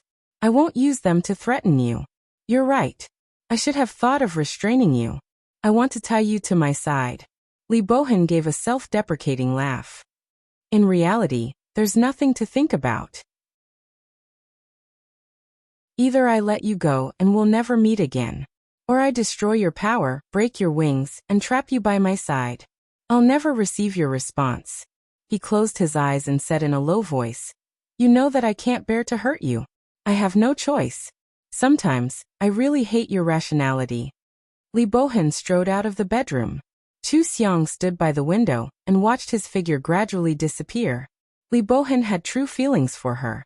Perhaps she would be the only woman in Li Bohan's life that he would be moved by, but her heart was still unmoved. She could be stone-hearted because she knew that Li Bohan would become a true emperor. No matter how much he liked her, it couldn't compare to the country. Once she clashed with the country, Li Bohan would definitely sacrifice her. It wasn't like she couldn't live without a man. Why should she put herself in such a position? Li Bohan hated that she was too rational. Indeed, if it were any other woman, they would have been moved by Li Bohan, and would have been willing to compromise and become Li Bohan's only empress. But why would she compromise? She had transmigrated from world to make herself happy, not to make others happy. There were many men who were willing to give everything for her. This kind of reserved love was not within her range of acceptance from the start. She would rather have an incapable ruler who loved her more than the country. They could use each other, they could appreciate each other, they could be friends, but they would never be husband and wife. Chu Xiang walked to the corridor outside the door, and opened the 3 bird cages hanging in the corridor one by one. Watching the birds happily fly into the sky, she revealed a faint smile. Li Bohan stood behind a tree in the corner, his hands behind his back as he stared at Chu Xiang. How long had it been since he had seen her smile? Ever since she had saved him on the battlefield, the atmosphere between them had become tense. She seemed to have expected all of this and had never smiled at him again. He stopped here, wanting to know if Chu Xiang had been moved by the matter between them. He wanted to know how she would be by herself after he left. Seeing this scene in front of him, there was no longer a trace of luck in his heart, only endless regret. Between them, it had never started, but it had already ended. Li Bohan stood behind the tree for a long time, only turning to leave when Chu Xiang returned to her room. After he left, Chu Xiang closed the window and looked in the direction he had just stopped. After that, everything developed as Chu Xiang had hoped. Li Bohan no longer restricted her access to the Qin Palace, and only arranged for 2 shadow guards to protect her. Now that everyone knew that Lin Mu was Qin Wangfei, Chu Xiang, disguised as a man, Chu Xiang no longer concealed herself and directly appeared in female clothing. The Qin army supplies were all replenished, and everyone was talking about her in public.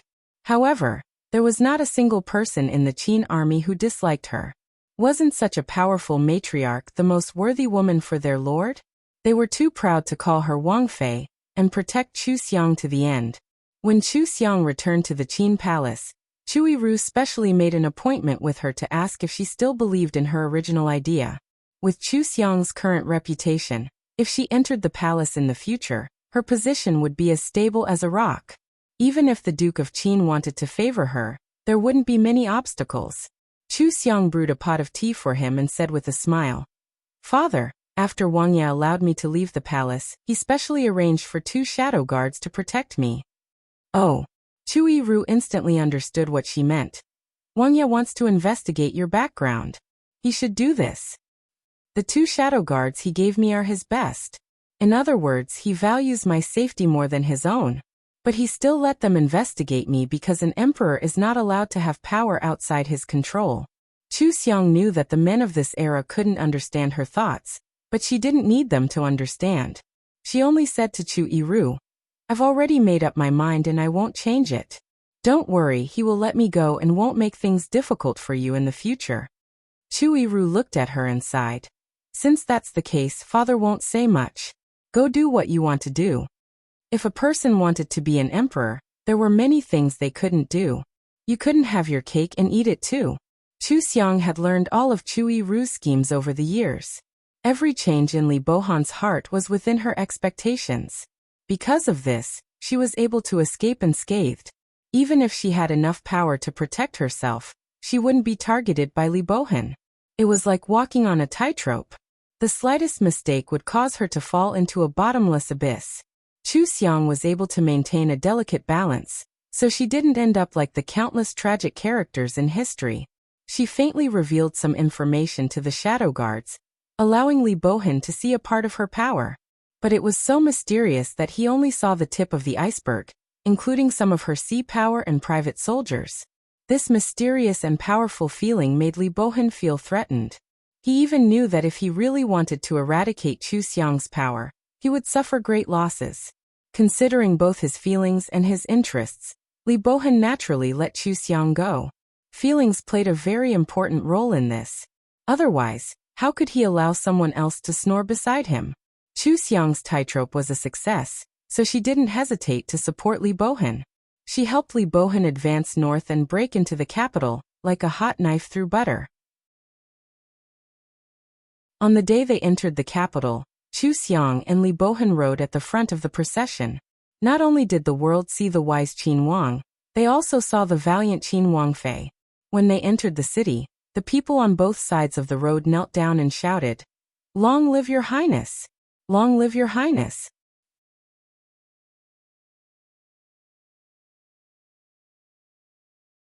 Chapter 89. Chu Wenyuan had already broken through the palace's control. When Chu Xiang and Li Bohan entered the palace, they saw the captured emperor and a group of imperial concubines. When imperial concubine Hui saw Chu Xiang, her face collapsed. Impossible. This is impossible. Why did it become like this? A guard knocked her shoulder with the handle of a knife. Imperial concubine Hui's hands were tied, and she fell to the ground in pain, but her eyes were still fixed on Chu Xiang. "You are still the empress. I can't change anything. I can't change anything." Chu Xiang raised her eyebrows slightly. "Shut her mouth." Others might think that imperial concubine Hui was a favored concubine in the palace before her, and might replace the empress. But she heard the other meaning. It was strange that imperial concubine Hui was suddenly favored. She hadn't seen her for 5 years, so she almost forgot. Since imperial concubine Hui reminded her, she had to figure it out. Chu Xiang said to Li Bohan, "This is an old acquaintance of mine. I'll take her to talk about the old days." Li Bohan nodded. "Go. Guards, protect the princess consort." "Yes." A group of guards escorted imperial concubine Hui to stand behind Chu Xiang. Chu Xiang walked out directly, planning to take them to the palace next door.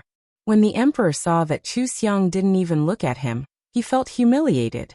He said coldly, "Chu clan, you don't greet Zhen when you see Zhen?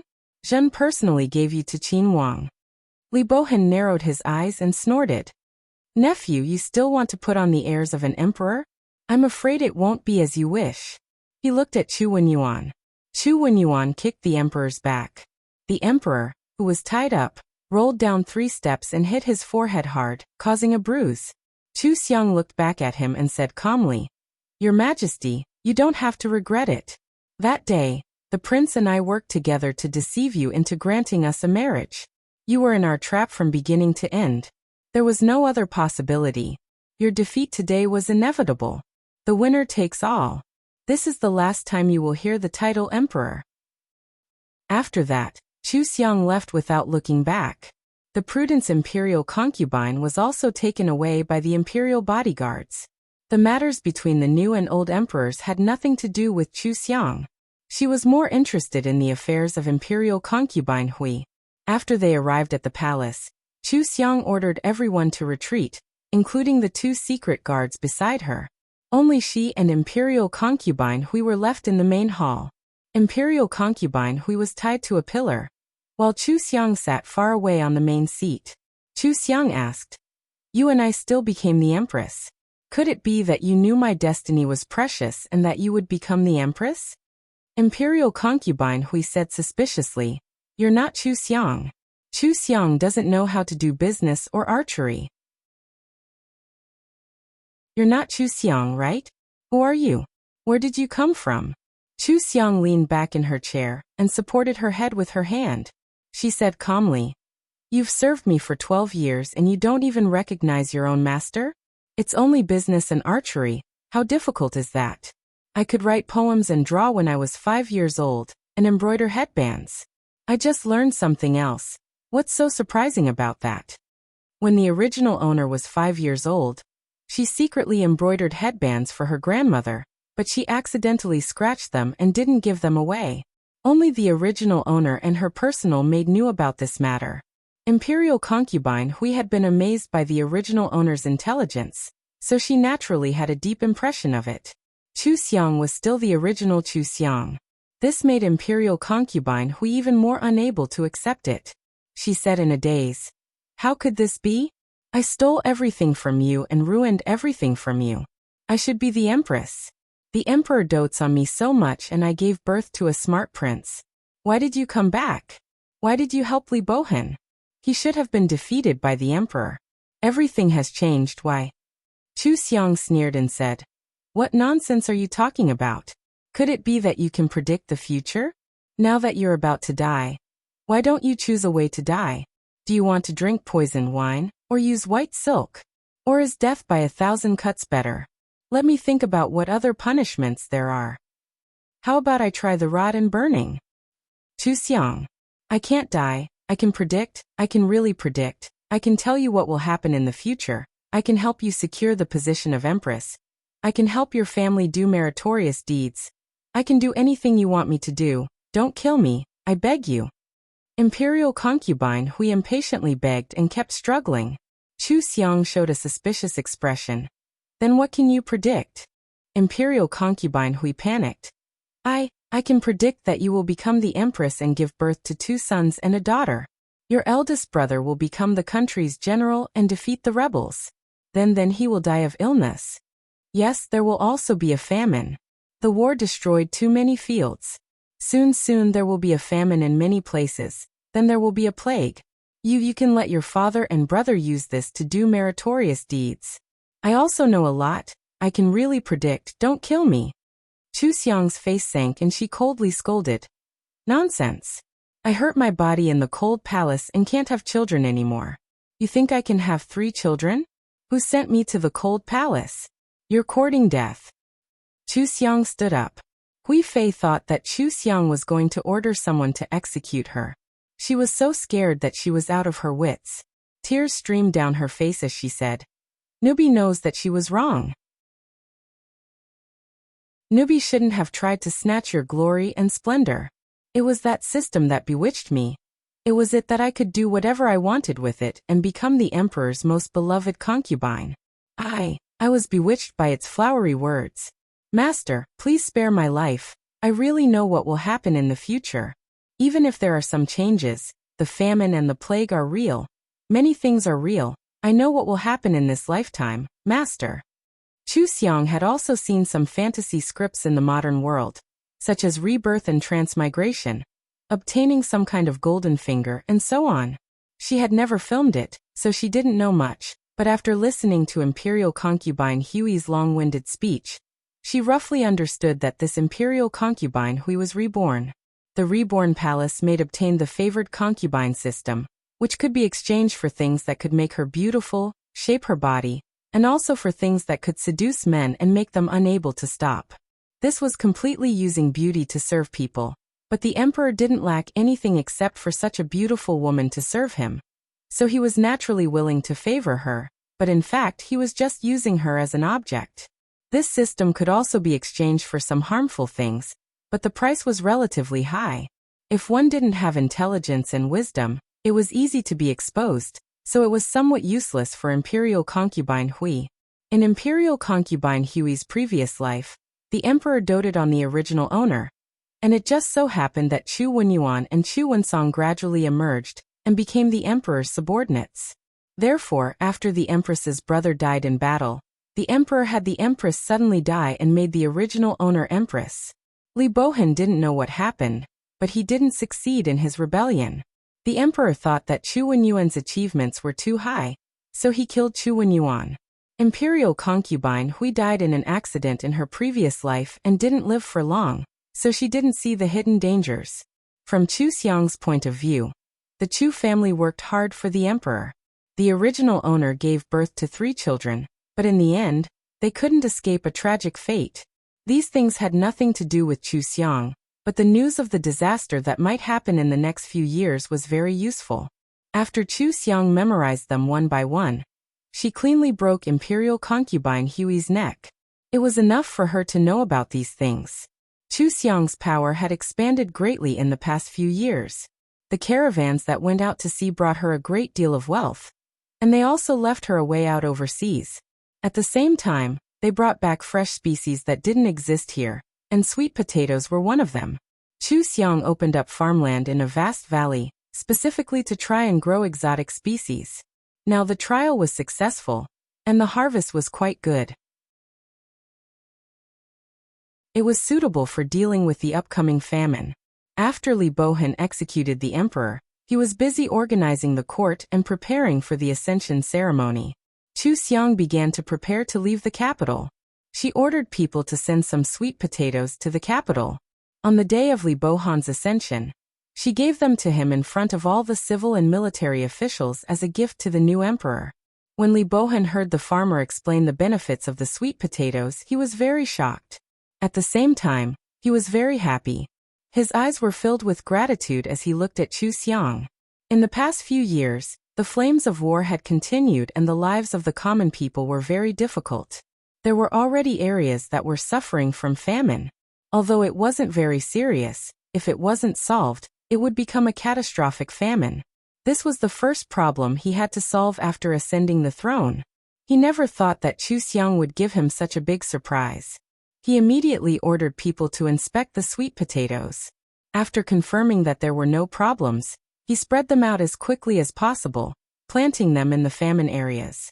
The sweet potatoes were directly sent out from Chu Xiang's trial planting area, and then sent out by Chu Xiang's caravans to various places. This move was very popular. The common people knew that it was Chu Xiang who brought them the sweet potatoes and liked her from the bottom of their hearts. The title of princess consort had already become Empress Chu in their mouths. The Qin Emperor and Empress Chu were the people that the common people were most grateful to. The husband and wife had worked together to quell the chaos of war, and Chu Xiang had also found the high yield and filling sweet potatoes. The two of them had a great reputation, and the common people were loyal to them. They had given the dynasty the best start.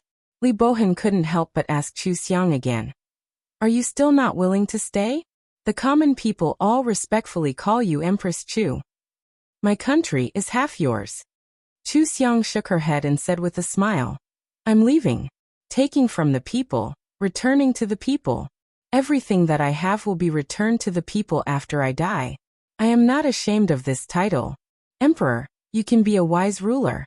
I won't participate in this glory." Li Bohan grabbed her hand and asked unwillingly, "After all these years, do you not have any feelings for me? If I wasn't the emperor, would you be my wife?" Chu Xiang smiled. "If I said wouldn't you feel even more regret? What are you thinking about this for?" That's right. What did it matter if he would or wouldn't? He clearly knew the answer. What she wanted was a man who would wholeheartedly devote himself to her. He had chosen the throne and had no fate with her. Li Bohan tightly pursed his lips and let go of Chu Xiang. He watched her leave in the night and disappear from his world. As the emperor, he shouldn't allow a power like Chu Xiang to exist. But he really couldn't bear to move against Chu Xiang. This was the only woman that moved his heart but couldn't obtain. He actually believed her promise, and believed that she would never threaten his imperial power. Chu Xiang had always been calm and rational. She knew what to do and what not to do. He hated her for being so rational and never considering staying for him. He felt at ease because of her rationality. He didn't need to threaten Chu Xiang at all. For the future development of the Chu family, Chu Xiang would never oppose him. Just like many years ago, he knew that even if Chu Xiang was far away, she would still support him, so he let her go. He let her go without hesitation. From the first time they met in the palace to today's parting, everything flashed in front of Li Bohan's eyes. His eyes turned red, but after a while, they returned to normal. Even his fluctuating emotions calmed down. From now on, he would no longer have any weaknesses. He would be a wise ruler, and she would only exist in his memories. Chu Xiang left and didn't become the empress. Everyone in the palace didn't dare believe it. They were all shocked that the emperor was just a close friend and not a true husband and wife. But Chu Xiang really did leave so confidently. No one knew where she went. From time to time, there would be rumors that she had appeared in the streets. As the rumors grew, they gradually became legends. Some people said that she had an especially handsome male pet by her side. Some said that she was still shockingly beautiful when she was over 50. Some said that she liked to fight for justice and take care of things that were unpleasant to the eye. But no one was certain that they had seen Chu Xiang. She lived a carefree and comfortable life. Many years later, she was still called Empress Chu by the common people. She created a legend that no one had ever heard of before or since. Li Bohan occasionally heard news of her, and suddenly understood what kind of life she wanted to live. He could only smile helplessly and let her continue to live a carefree life.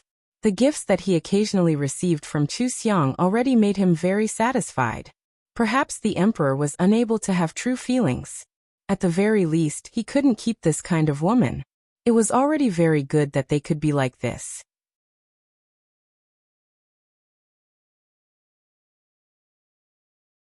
Chapter 90. This time, Chu Xiang woke up on the operating table in the hospital. The doctor was giving her an electric shock. Seeing that she was awake, he hurriedly gave her an injection and oxygen. Chu Xiang's head was groggy. Feeling that there was no danger, she let herself fall asleep. She merged all the memories of the original owner in her sleep. The original owner, Chu Xiang, was a 25-year-old web novelist. She rented a house and had slight social anxiety. She stayed at home and didn't go out if she could. She didn't call if she could. This time the original owner had a heart attack. Her parents happened to come to see her and rushed her to the hospital. Unfortunately, the original owner still died. The original owner's heart attack was related to her extremely unhealthy living habits.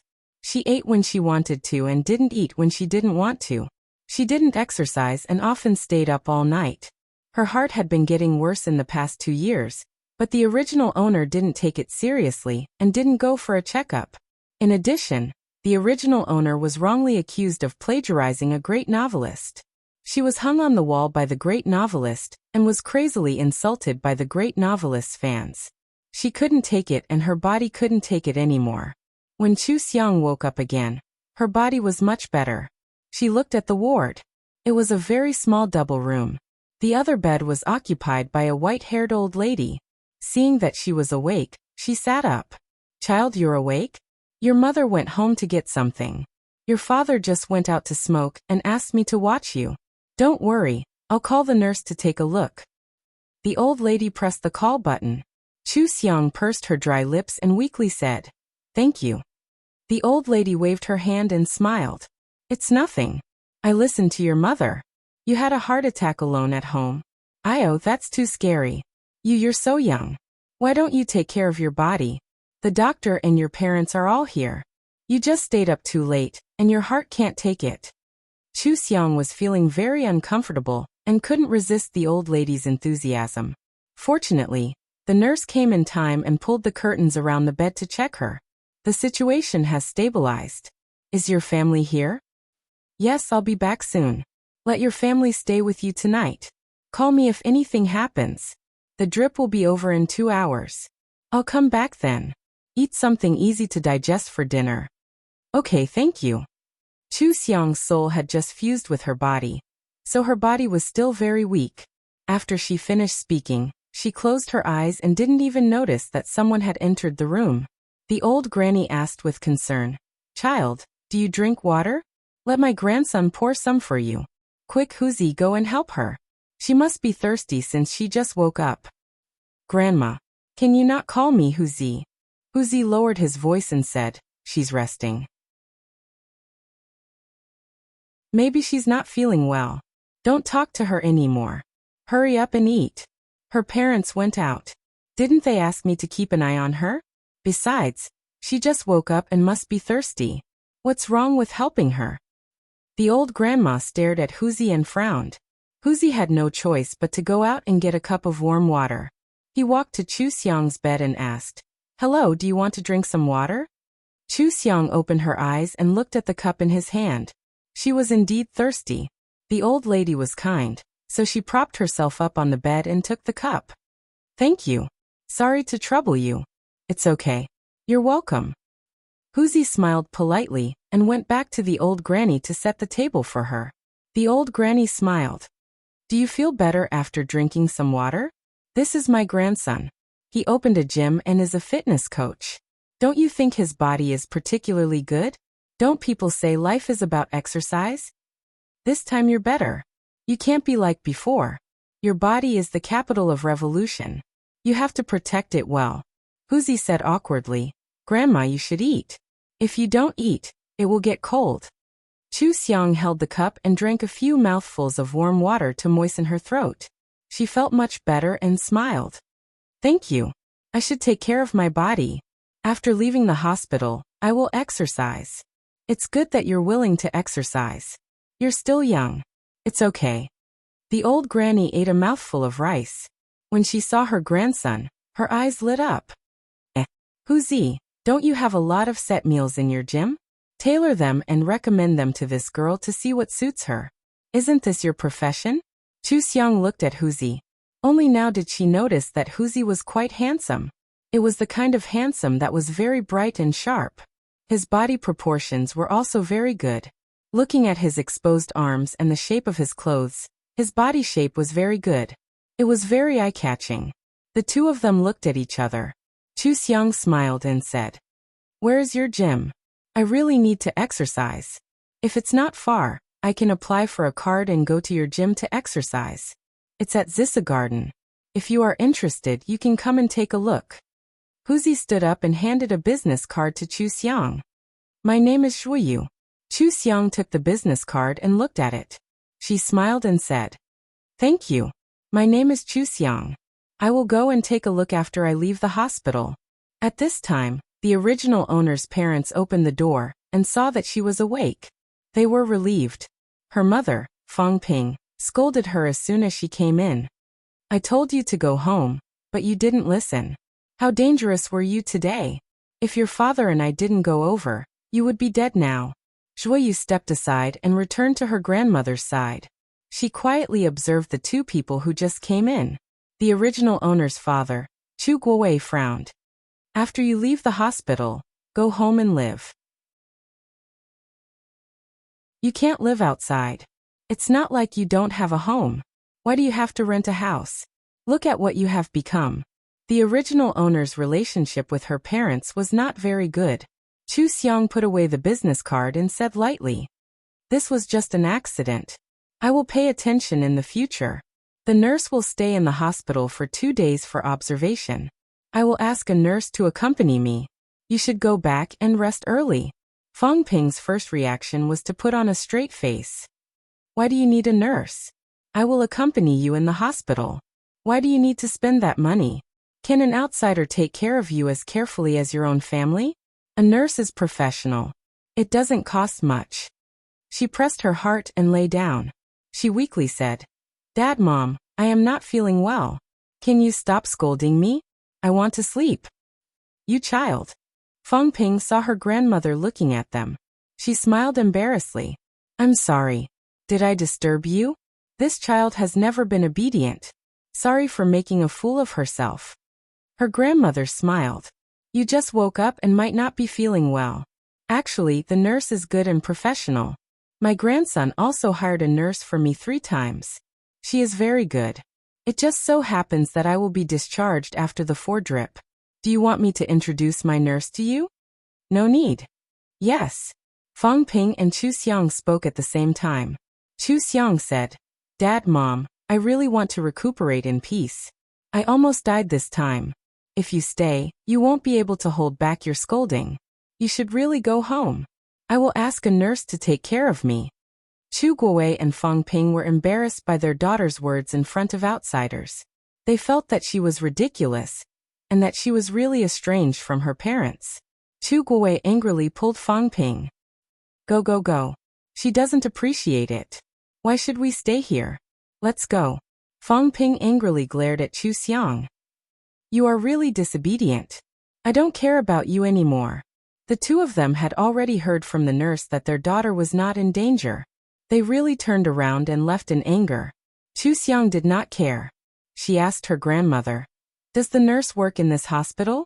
How do I contact her?" "Huzi, contact that nurse." Her grandmother felt some sympathy for Chu Xiang. She pushed Zhuyu and urged him to make the call. Zhuyu quickly helped Chu Xiang contact the nurse and called her over. Chu Xiang was indeed very weak. After eating a bowl of porridge, she fell asleep again. She did not even know when her grandmother and Zhuyu left. However, she slept very well. When she woke up the next morning, she felt much better. She did not get up. She closed her eyes and silently gathered spiritual energy. It was very difficult to draw spiritual energy into the body. It took her 5 hours to succeed. The nurse thought that she had fainted. However, the benefits of drawing spiritual energy into the body were very obvious. She used the spiritual energy to nourish her heart. The uncomfortable feeling gradually disappeared and her face finally became rosy. She ate lunch and opened the original owner's update on her phone. She saw that the comment section was filled with -2 points. "Are you playing dead? Come out and apologize. Do you think you can just keep quiet? Get out of Jinjiang, plagiarist. You dare to plagiarize Master Wu Shuang's work? Why don't you take a look at your writing? Did you graduate? You don't even have 1% of Master Wu Shuang's skills. You are a joke. Stop writing and get out of Jinjiang. Plagiarists are not worthy of writing. Immediately delete your post and apologize to Master Wu Shuang on Weibo." Chu Xiang glanced at the readers of the great god Xia Wushuang. Their attitudes were very bad, and there were even people cursing and swearing. This was child's play for Chu Xiang, who had experienced all the hate online. She found the editor's Penguin account and sent a message. "Qingxiang Chu Yin. Editor, I'm in the hospital. I can't finish this week's list. Sorry." Editor Tingyu. "Okay, your health is important." Editor Tingyu. "How do you plan to deal with the matter of Shangxian?" Shangxian was serialized by the original owner. She was wrongly accused by Xia Wushuang of plagiarizing the Golden List novel she finished a year ago, and even used it as a color palette. The color palette was actually very stiff, but it couldn't withstand Xia Wushuang's fame. Many people subconsciously felt that the great god wouldn't wrongly accuse someone who was invisible. Moreover, Xia Wushuang had many readers and many fans who supported her. The scene of her tearing down the original owner was very shocking. It was especially righteous. Those who didn't understand were even more biased towards Xia Wushuang. The original owner was an invisible person who had just written her first novel. She only earned 20,000 yuan, and the readers weren't familiar with her yet. If no one helped her, she would be completely pushed to the ground. Chu Xiang thought about it and sent a message to the editor. "Qingxiang Chu Yun. I plan to consult a lawyer and see if I can use legal means to protect my legal rights. For plagiarism, the website will have a fair judgment. I'm waiting for the results. I don't plan to fight." Editor Tingyu. "It's right not to respond before the results come out. There's no better way for this kind of thing. I've read your novel. There's no problem. Don't think too much. Take care of your body first." Qingxiang Chuyin. "Okay. Thank you, editor." Chu Xiang closed the chat interface. According to the original owner's memory, she filled in a leave request form and asked for 10 days off. As soon as the leave request form appeared, the people who were negative immediately saw it.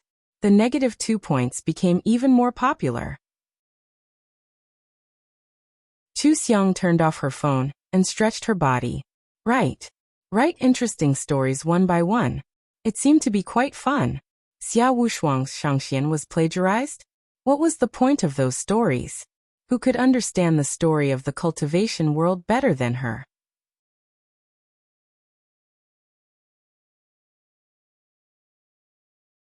Chapter 91. Chu Xiang recuperated in the hospital for 2 days. After the doctor examined her, she could be discharged. Every time Fang Ping came to see her, she would nag her. She helped her with the discharge procedures, but when she heard that she was going back to her apartment, she became angry. "What do you want? Did your family make you angry? Does your family want to harm you?" Why do you have to live outside? Do you think we're annoying? Do you still think we're your parents? Chu Xiang slightly frowned. She took her luggage and walked to the side of the road to stop a car. I'm 25, not 15. I can live by myself. My living habits are different from yours. This way, everyone will be more comfortable. Mom, don't worry about me. I'll take care of my body. Fang Ping said angrily. You're not going home anyway, right? People who don't know will think we did something to you. Our relatives will laugh at us. Chu Xiang was impatient. She opened the car door and let her in. Then she closed the door and said through the window, You go home. I'll go back to the apartment by myself. Chu Xiang. Chu Xiang. Fang Ping opened the door and saw Chu Xiang get into the car behind her. She couldn't stop her and her face turned red with anger. Chu Xiang told the driver to drive and ignored her. She got this body from the original owner's soul. She didn't owe the original owner or her parents anything. Even the original owner didn't mention filial piety to her parents. She didn't have the patience to listen to Fang Ping's nagging. Moreover, she didn't feel much concern from her parents. Chu Xiang went back to the apartment and checked all of the original owner's assets. The original owner graduated 2 years ago. After deducting the rent and living expenses, she didn't have much left. Later, the original owner chose to quit her job because she didn't like going out. Her income was even lower. Now her total savings was only 30,000 yuan. The rent for this apartment was due in half a month. Xiao Wushuang's people had found out her approximate address. It was better to move out. She had to choose a house immediately.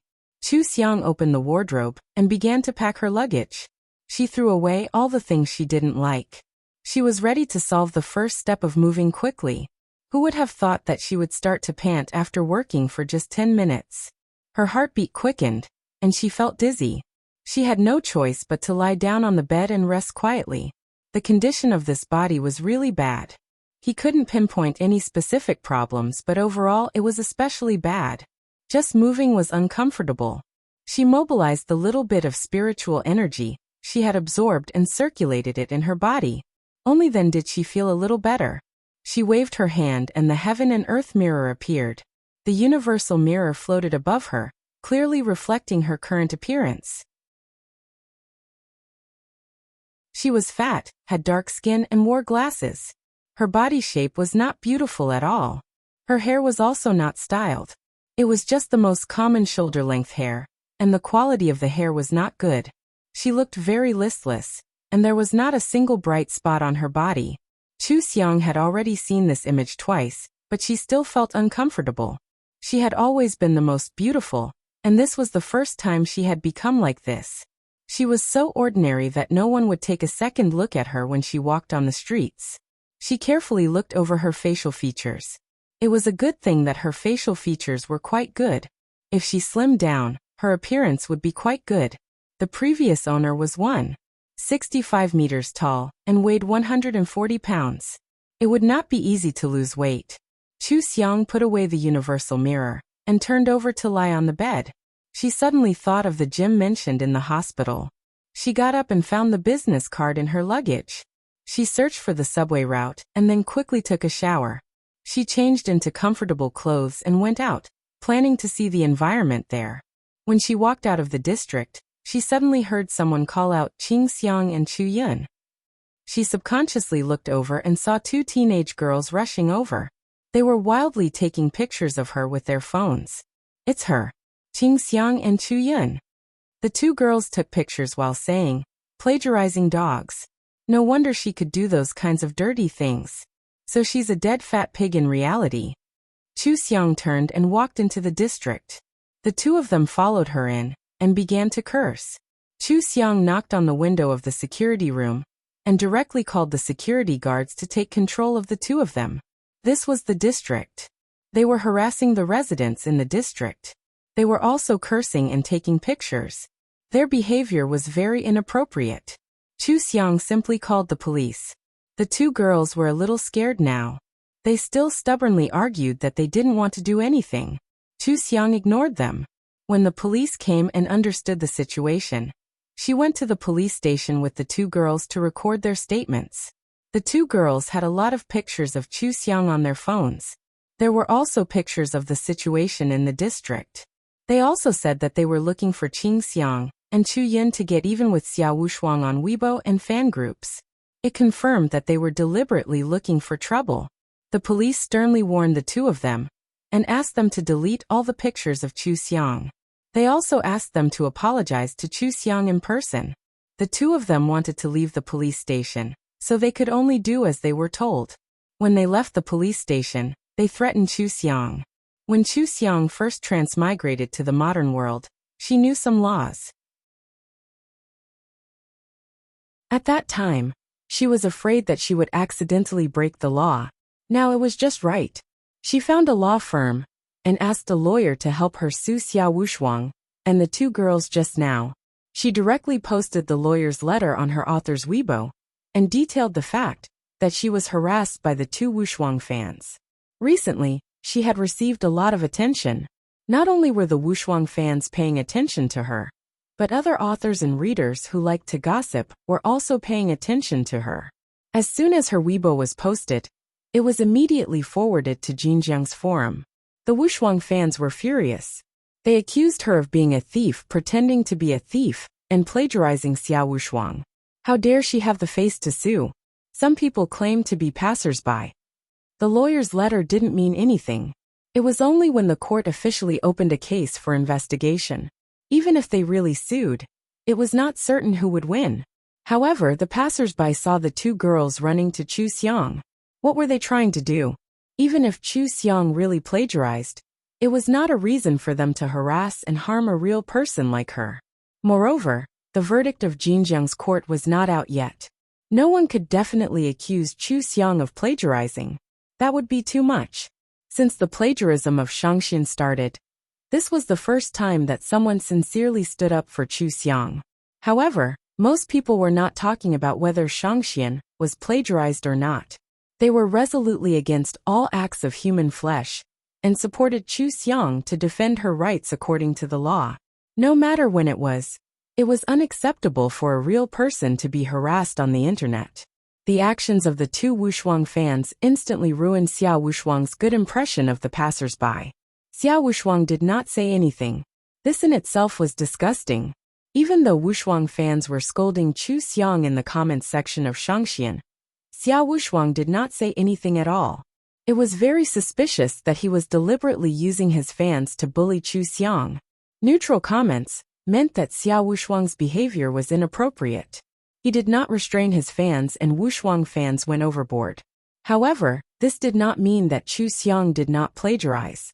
She would still be nailed to the pillar of shame. These were two separate matters. Only a small number of authors supported Chu Xiang.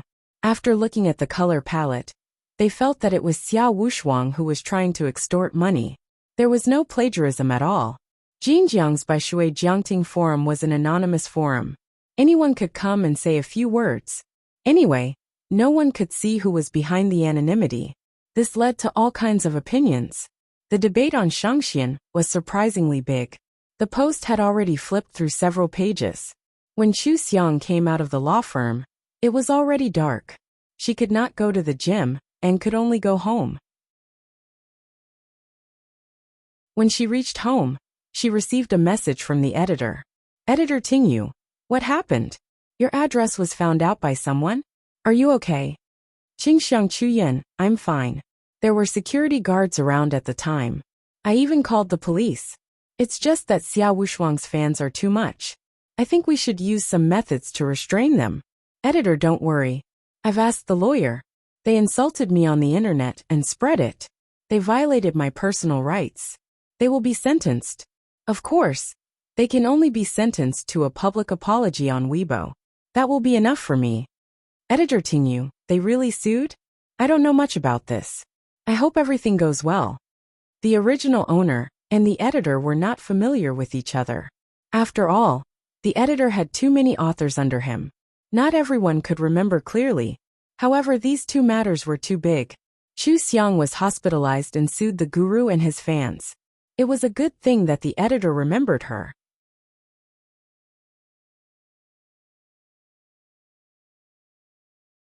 Chapter 92.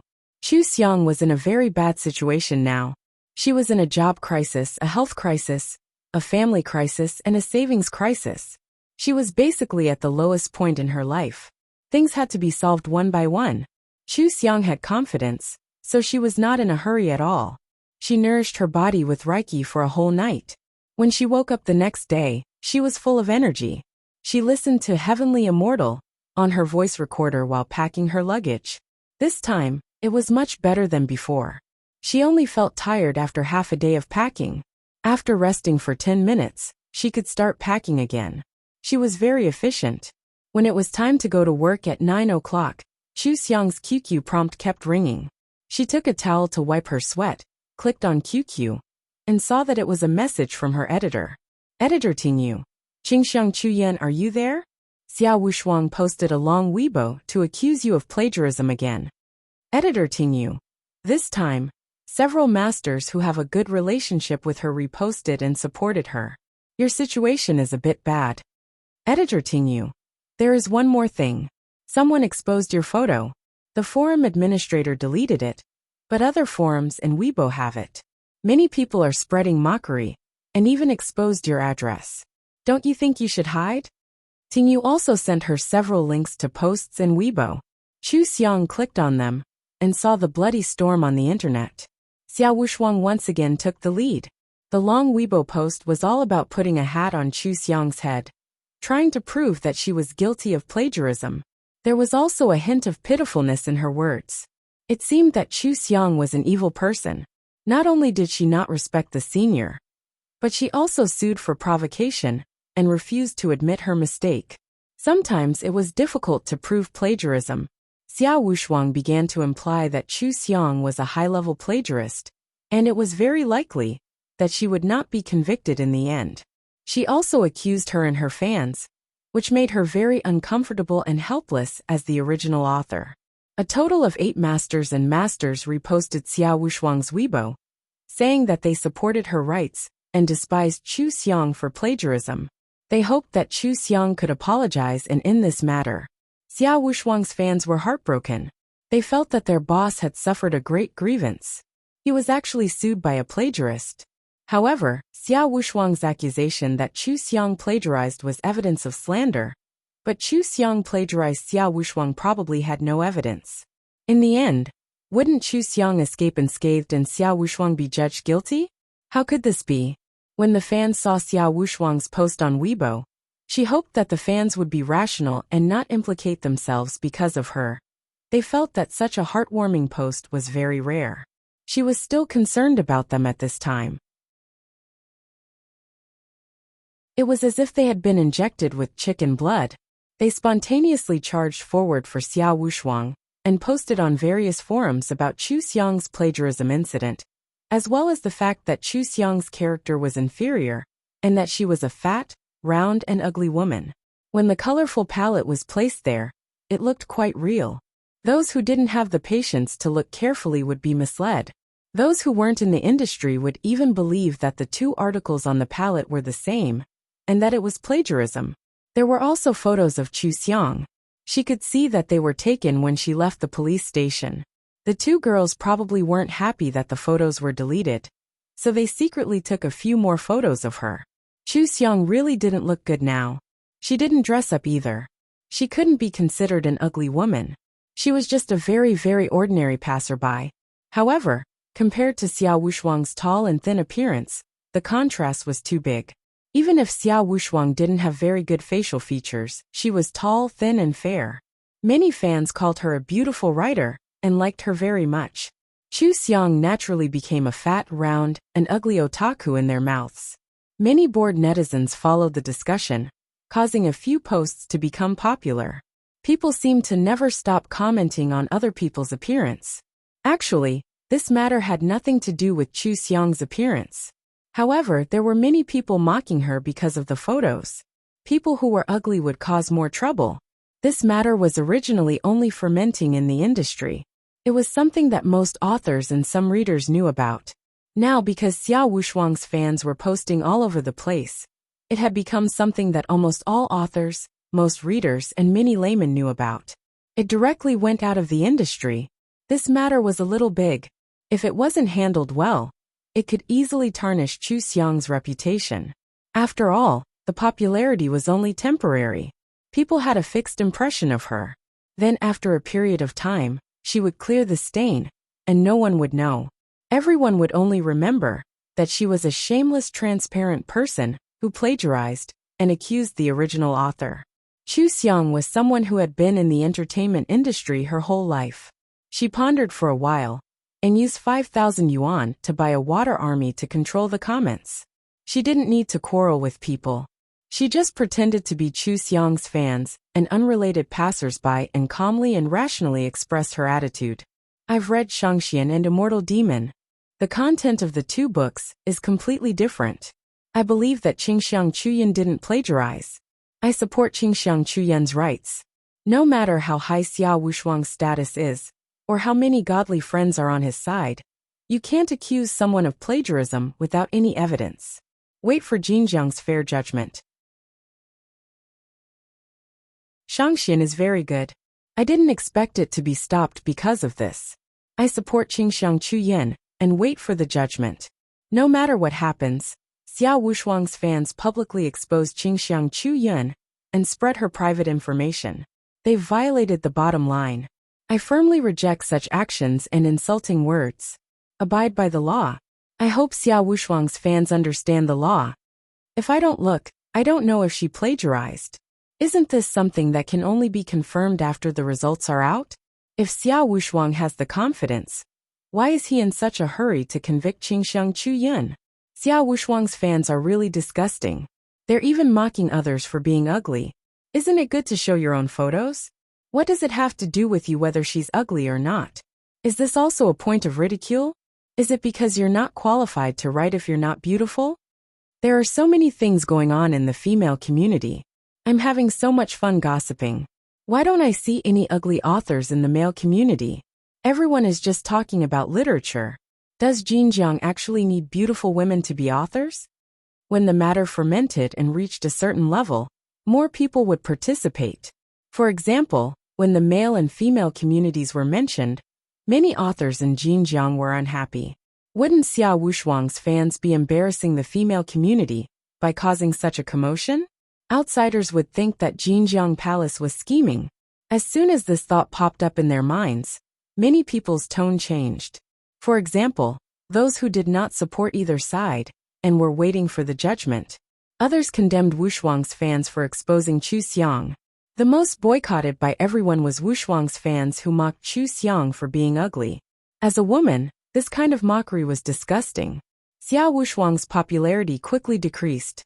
However, because she had the support of several famous authors, many people were more willing to believe that Chu Xiang had really plagiarized. Otherwise, why would the famous authors step forward? These famous authors' readers naturally believed in their own authors and supported them. Together with Wushuang's fans, the comments were posted very quickly. They still had the upper hand and attacked many people who spoke up for Chu Xiang. They even scolded them for being lackeys of a plagiarist. Chu Xiang had never instigated her readers to do anything. Furthermore, she was invisible, so no readers were willing to quarrel with others over her. Many of those who were attacked were just gossiping authors and passers-by. This made their impression of Xia Wushuang even worse. On the surface, it seemed like Xia Wushuang had the upper hand. However, in reality, her image had already started to deteriorate. Many people had already started to take a neutral stance. Just like Chu Xiang's troll army, they were waiting for the judgment. Before they could confirm whether she had plagiarized or not, they would not take sides. Moreover, they were extremely disgusted by Xia Wushuang's fans' actions of exposing Chu Xiang. Seeing the subtle change in the situation, Chu Xiang was satisfied and sent money to the troll army. Then, she sent a message to the editor, hoping that the editor could urge Jinjiang to review this plagiarism incident as soon as possible. The judgment was the most important. Only with an official judgment would the passers-by have a basis to believe. Editor Tingyu, I've reviewed it personally. I'll leave it to the editor-in-chief and the administrator now. This incident has caused quite a stir, so we need to be more careful. However, it should be done soon. After all, it's already out of the industry. If we don't resolve it now, we'll become a joke. Qingxiang Chuyan. Okay, I'll wait for the good news. Qingxiang Chuyan. Editor, I want to change my pen name. What's the procedure? I plan to start a new novel, and it's about cultivation. This time, I've refined the outline. The content will be much more exciting than Shangxian. Shangxian will be updated with 2,000 words a day in the future. The main content will be the new novel. Please report in advance. Editor Tingyu, you're starting a new novel now? You have to be mentally prepared. The new novel is very likely to be negative. Even if Jin Jiang decides that you didn't plagiarize, the aftereffects of this incident will be very serious. The duration of the aftereffects might also be longer. Qingxiang Chuyan, it's okay. I'm prepared. Web novels depend on the content. If too many people read it, the negative reviews will only backfire on Xiao Wushuang. Tingyu didn't react when she saw the message. After reading it twice, she realized that Chu Xiang was writing a new novel. The results would be amazing, and the fans of the Almighty wouldn't be able to jump up and down. She had just read Shangxian, and didn't think that Chu Xiang had the ability to do so. However, she still encouraged her. Editor Tingyu, go for it. It's best if you don't update your old novel. I'll send you the document to change your pen name. You can sign it and send it to me. Chu Xiang thanked the editor, and went out to print the document. She signed it and sent it out. She called her lawyer, and asked him to help her collect evidence. The internet was not a lawless place. Insulting someone, and spreading it to a certain extent was illegal. However, most people wouldn't pursue the matter, and it was indeed difficult to sue. Sometimes, it might take a year or two to get a result. The result would be a public apology, and at most compensation for psychological damage. Most of the time, this kind of lawsuit was a thankless task. No one would really do it. However, Chu Xiang was serious. They were so crazy and stupid. Naturally, they should pay the price for their actions. Chu Xiang and the lawyer agreed to sue anyone who could collect enough evidence. The lawyer's fee was not a problem. Therefore, in the evening, she posted a 9-grid lawyer's letter on the author's Weibo, and sued 9 people again. She also said that this was only a part of it, and she would firmly use the law to protect her legal rights. After that, she didn't pay attention to the comments on the internet. This kind of thing was too fake.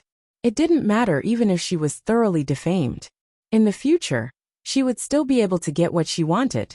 As for the psychological impact of online violence, it didn't exist for her at all. She spent all her energy on her body. The saying that the body is the capital of revolution was absolutely true. After recuperating with her spirit energy for an entire night, she finally went to Zhui Yu's gym.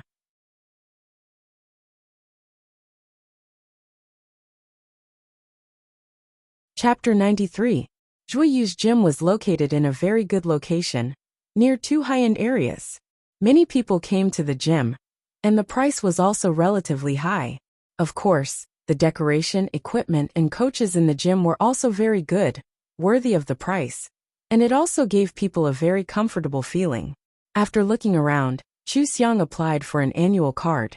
Zhui Yu wasn't there, so she asked a coach about the basic fitness activities, and began to exercise.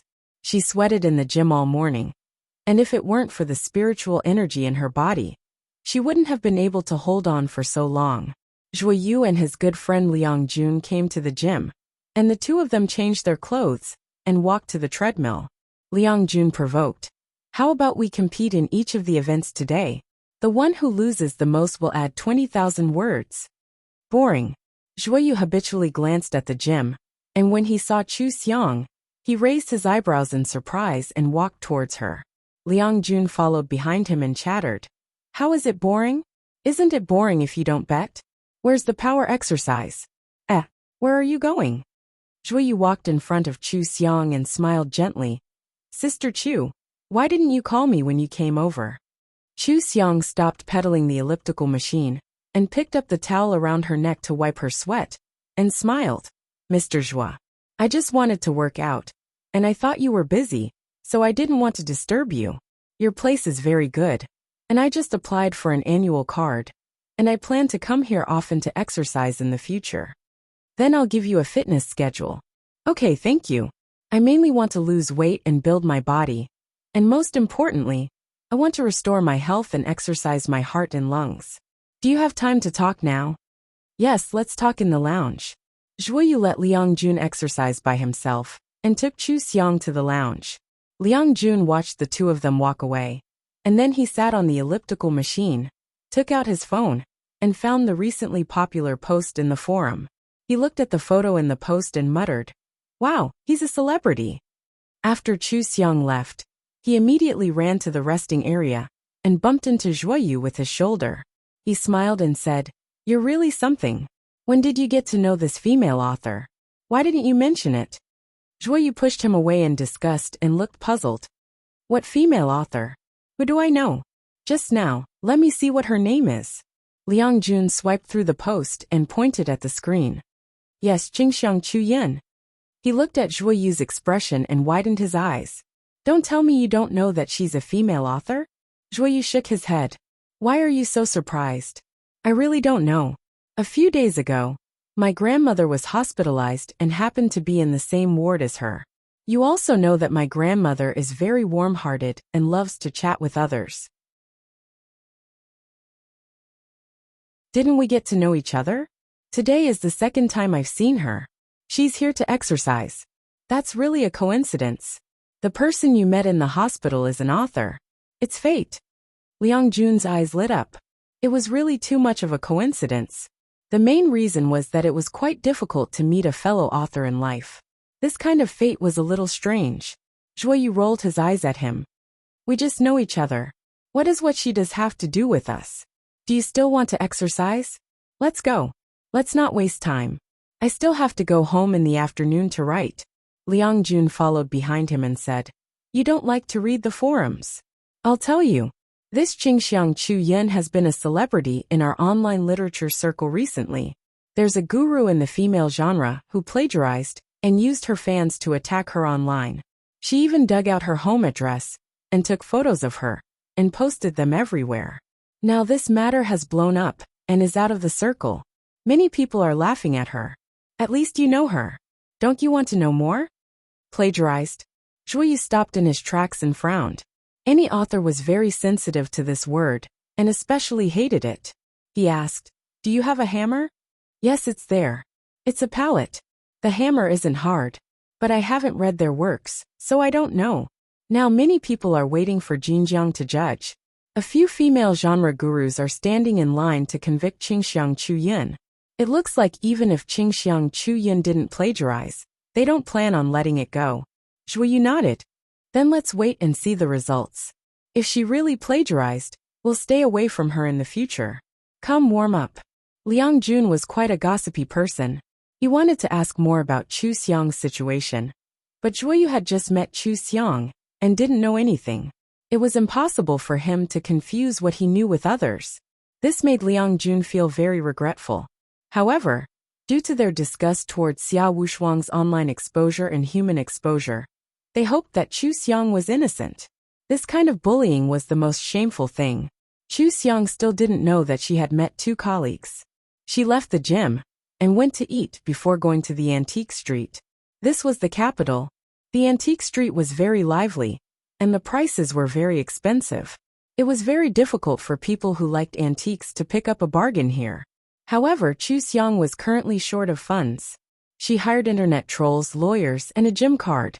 She only had a little more than 10,000 yuan left. There were many ways to earn money, but the way to earn money was very good. She was now a weak woman with poor health and no background. The fastest and most reliable way to earn money was to pick up a bargain. After all, she was the #1 businessman in ancient times in her previous life. She had seen countless good goods and had the ability to distinguish between real and fake antiques. She planned to look at the antique street in the capital. If she couldn't find anything, she would go to other cities to look. Chu Xiang wore a pair of glasses and a mask and strolled slowly on the antique street. She saw a lot of very delicate fakes and also very expensive real goods. The merchants were very smart. They all set a high price for the suspected real goods to avoid losing money. It was really hard to find. She wandered from the street to the end, but still couldn't find anything. Chu Xiang sighed silently. It seemed that it was more reliable to go to other cities to look. She was about to leave when she suddenly saw a man quarreling with the shop owner. I won't buy it. This thing of yours is worth at most 500 yuan. Why do you have to sell it for 8,000 yuan? Do you think I'm a fool? Why don't you go to other shops and ask them who will buy it? Are you crazy? I just asked a few more questions. Who wants to sell it to you? This is a real one. It was passed down from my grandfather. What's wrong with selling it for 8,000 yuan? If I wasn't in a hurry, I wouldn't sell it for 8,000 yuan. Chu Xiang walked a few steps towards them. The two of them were still quarreling. They didn't want to give in to each other. Chu Xiang saw that the man was holding a palm-sized pink round box. It was engraved with not particularly exquisite patterns. The whole thing looked a little rough, but Chu Xiang's sharp eyes saw a little mark on the side of the powder box. It was the royal mark of a dynasty. She waited patiently for a while. When the man walked away angrily for a while, she quickly caught up with him and shouted, "Sir, please wait a moment. I'm very interested in your powder box.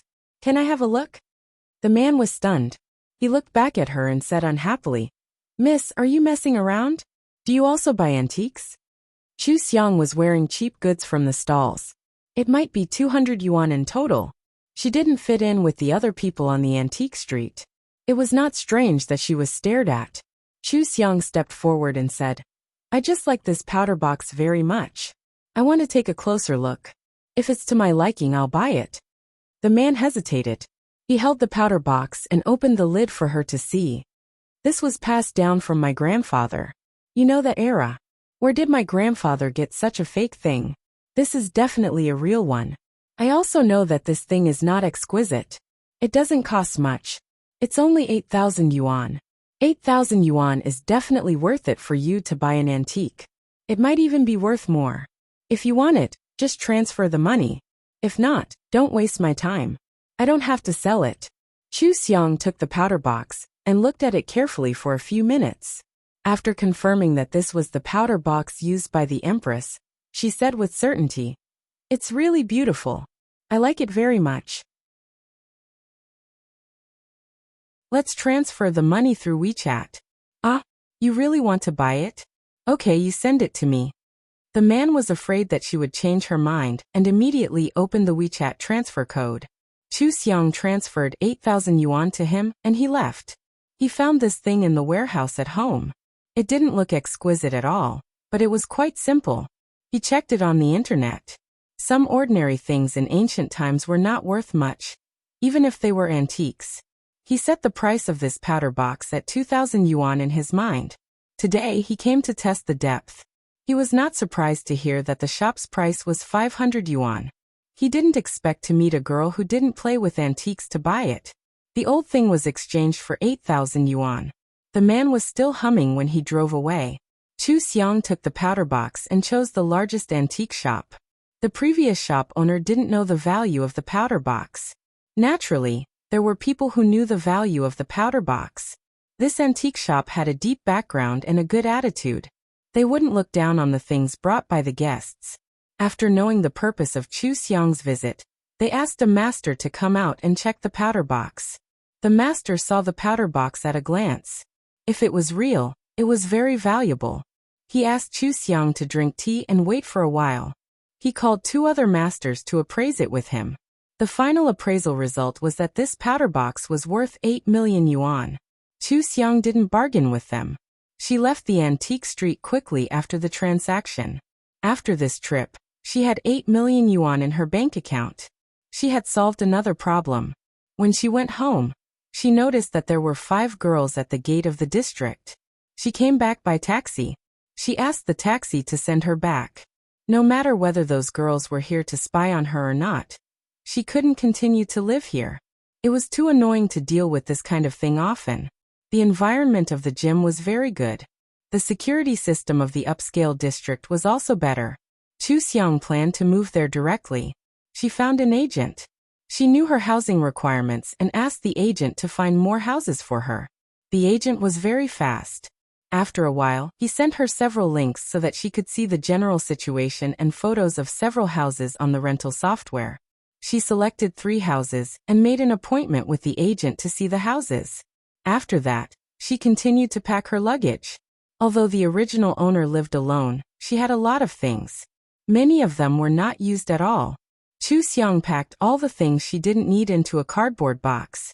She was going to donate them. When everything was packed, it was already late at night. Chu Xiang was lying on the bed and nourishing her body with Reiki. She was thinking about what kind of story to write in the new novel. Half an hour later, her exhaustion disappeared, and she fell asleep peacefully. She had to solve another problem soon. After moving, she would welcome a new life. She would say goodbye to the gray past and only have a wonderful future.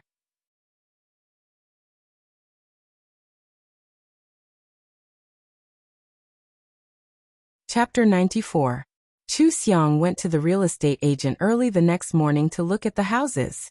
The 3 houses were all 3 bedrooms of more than 100 square meters. She planned to have 1 bedroom, 1 study and a gym. Although she had a gym membership, it was more convenient to exercise in her own home.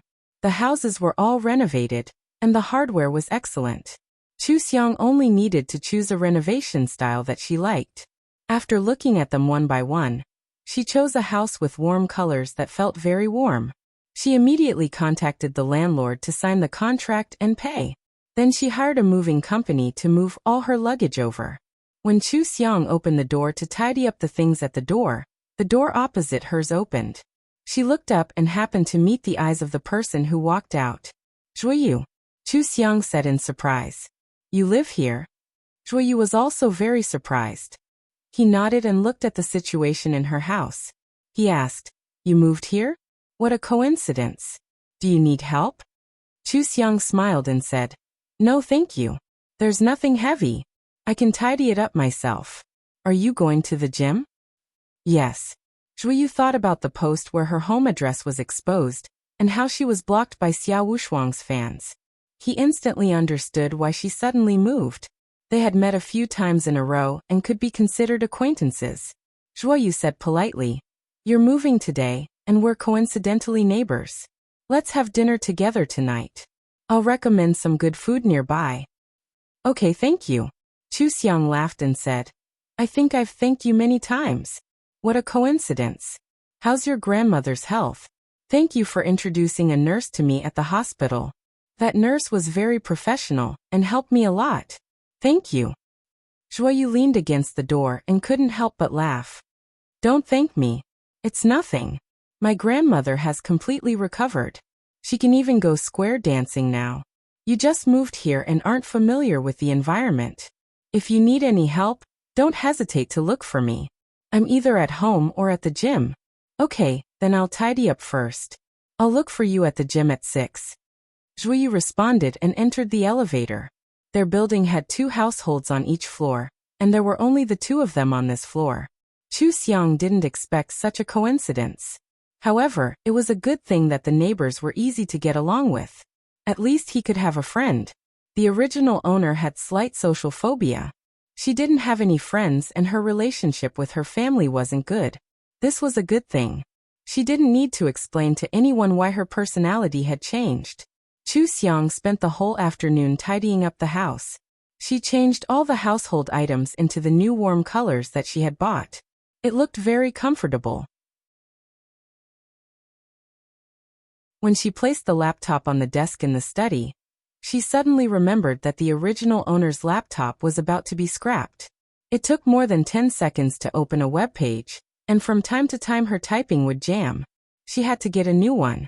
Also, her phone was very old. She should change her clothes. Chu Xiang looked at the time. It was only 5 o'clock. She changed her clothes and went downstairs to find a barber shop. Please help me cut it short, but it's not too long. It's neat and short. Hello, short hair looks better with a perm. The fluffy top is more suitable for your face. We have a styling book in the shop. Do you want to refer to it? Chu Xiang looked at her chubby face and refused. I'll style it later. I'll just cut it short today. I'm in a hurry. Thank you. The barber didn't recommend anything else. He quickly cut Chu Xiang's hair short. Because Chu Xiang had always emphasized that it should be short, in the end, it was cut to the same length as many men's hair. Chu Xiang was wearing glasses. The style of the glasses wasn't good. Her face was chubby, so it really didn't look good. However, it looked more refreshing than before. It wasn't too bad. The barber wasn't willing to give up. Short hair will look good with a perm. If you have time, I suggest you do it. Chu Xiang fiddled with her hair with satisfaction and smiled. Okay, thank you. She was confident that she would be able to slim down after some time. By then, her hair would be longer, and she would definitely look good with the styling. But now she didn't need to. She didn't look good. Her next plan was to either go to the gym and sweat profusely or stay at home. There was no need for her to dress up. When Zhuyu saw Chu Xiang, he was stunned for a moment. Chu Xiang looked much more energetic after cutting her hair. She had a vigorous vitality. He had seen those posts previously. To be honest, even a man like him couldn't help but frown. He couldn't imagine how a woman could endure it. Because the first time they met was in the hospital, and the timing was sensitive, he always associated her sudden heart attack with the online abuse.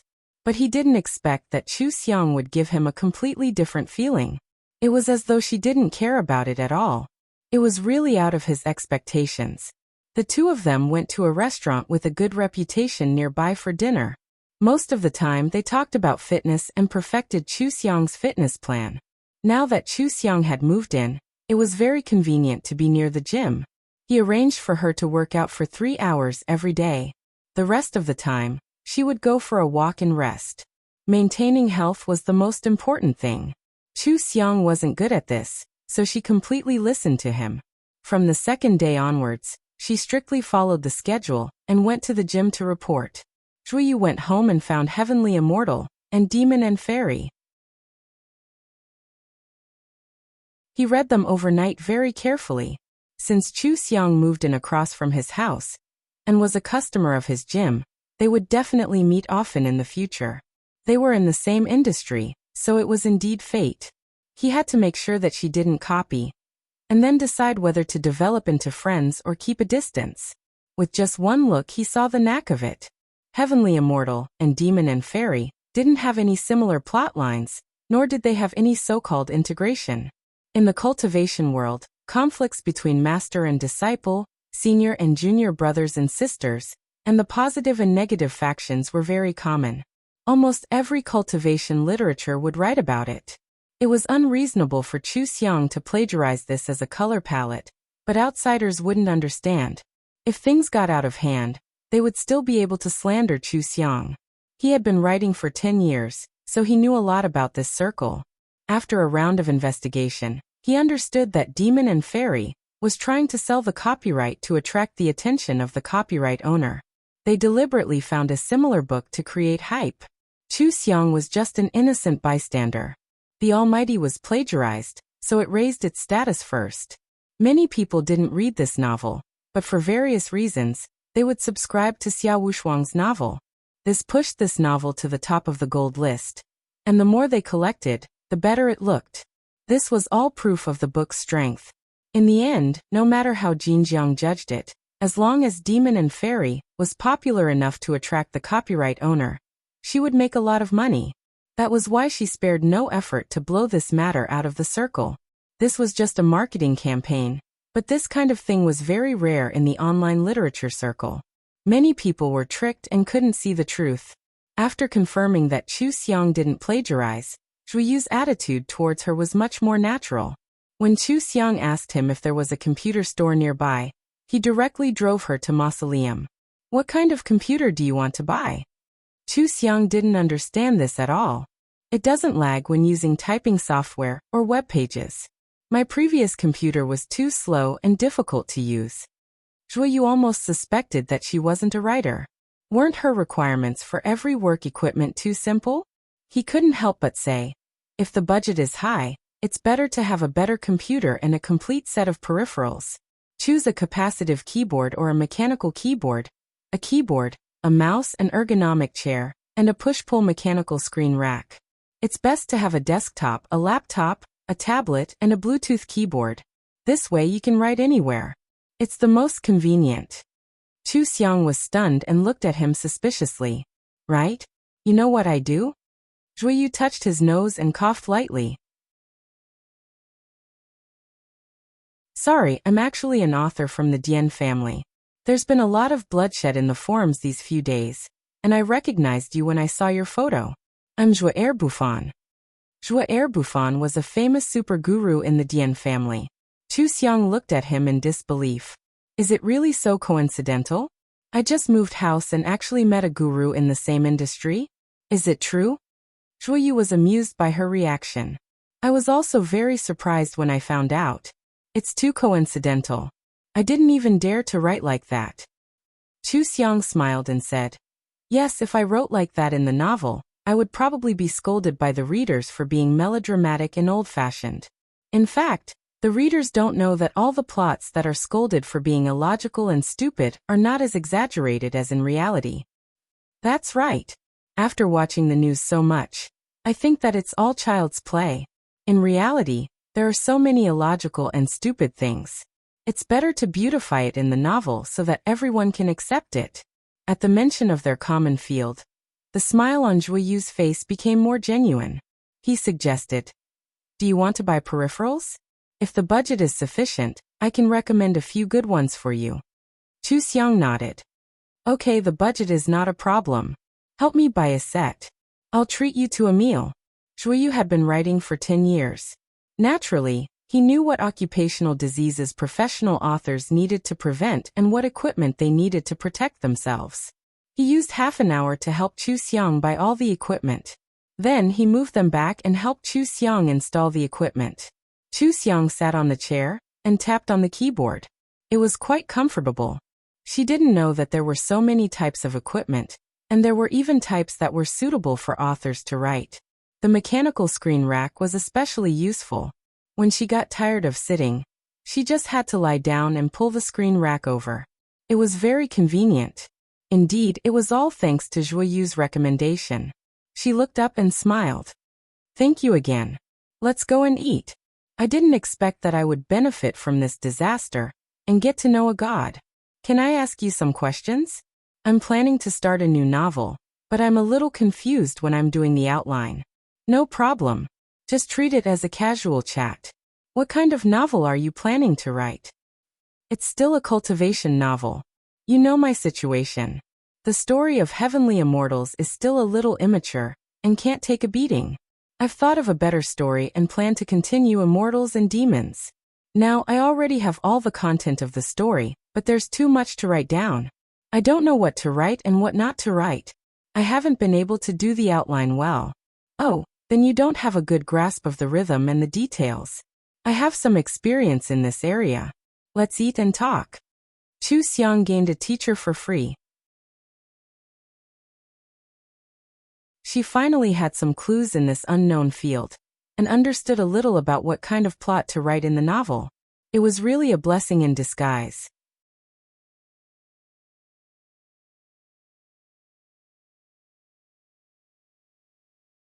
Chapter 95. Chu Xiang learned from Zhuoyu that the most important thing was the character's personality. She wanted to establish the character, and then let the character develop various things. As for what to write or not to write, it all depended on whether the plot was useful in promoting the story. If it was not useful, then it would be useless to write it. From this point of view, Chu Xiang's plot line in her mind was much clearer. She removed most of the irrelevant plot lines. Zhuoyu also told her that melodramatic and exaggerated dramas were necessary. If everyone was rational and developed steadily, and did things that were reasonable, then it would definitely be a dead end. Not many people would read it. Why was gossip news always so popular? That was because most people liked to read stories that were full of conflict and conflict. Look at what was on the trending searches. How many of them were irrational and brainless actions? Only this kind of thing would be popular. The real good young people's actions did not even have the chance to be on the trending searches. Who would read it if it was written? Zhuoyu only wanted to say a few simple words. He did not expect that Chu Xiang, a newcomer, would have such good comprehension. She could immediately understand what he said. He was embarrassed to say that it was too simple. The two of them ate for 2 hours. Zhuoyu told Chu Xiang a lot. From the characters' statuses should not be too high or too low to make them feel immersive, to the best distribution of the main character and supporting characters in the novel, to what kind of relationship between characters could be adapted into a film or TV series. Chu Xiang listened more and more seriously. Zhuoyu's mouth was dry.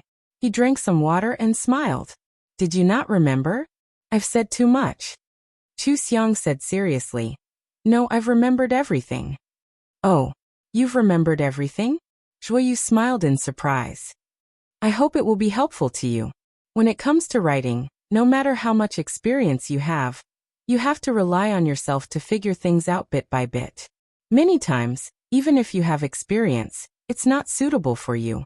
It's better to write something that feels right. You just have to remember to write what you like. If you don't like it, then no one will like what you write, because without the author's emotions, it's impossible to be lively. Chu Xiang nodded.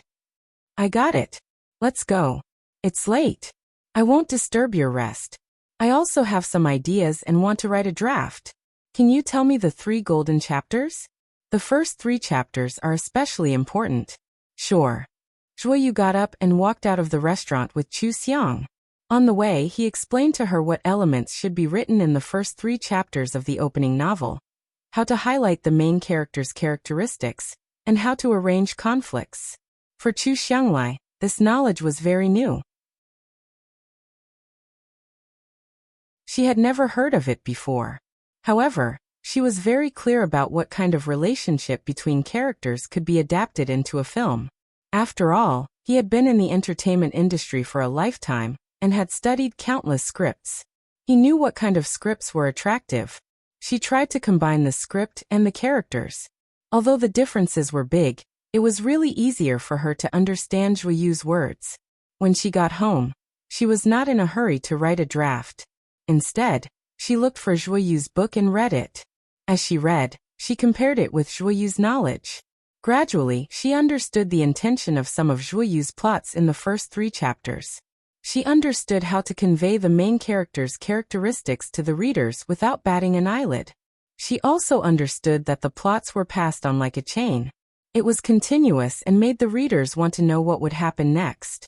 Chu Xiang read until 2 o'clock in the morning. She turned on the computer and started to write an outline. Then she wrote a new draft. She had written 10,000 words. When she came back to her senses, her eyes were bright. She got up and stretched. She felt pain in her neck, waist and back. Even if she had a full set of equipment, she could not bear to sit there and write for an entire night.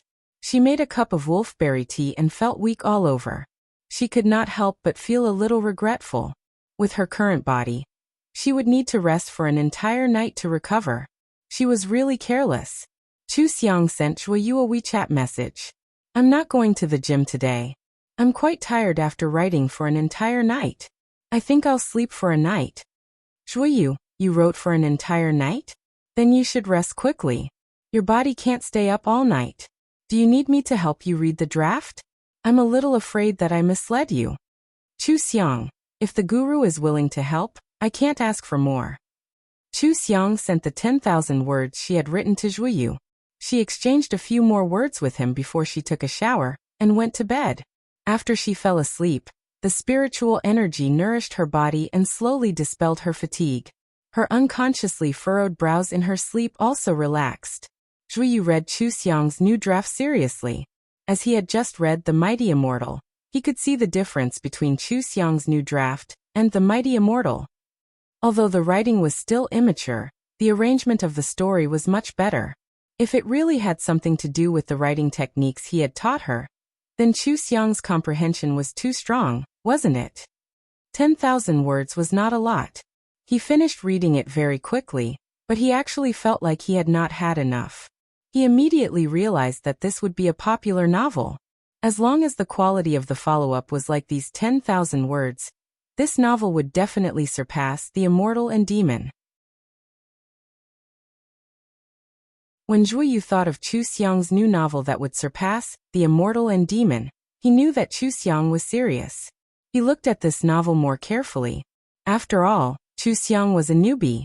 Zhuyu still saw some problems. He made a note in the document and gave some suggestions.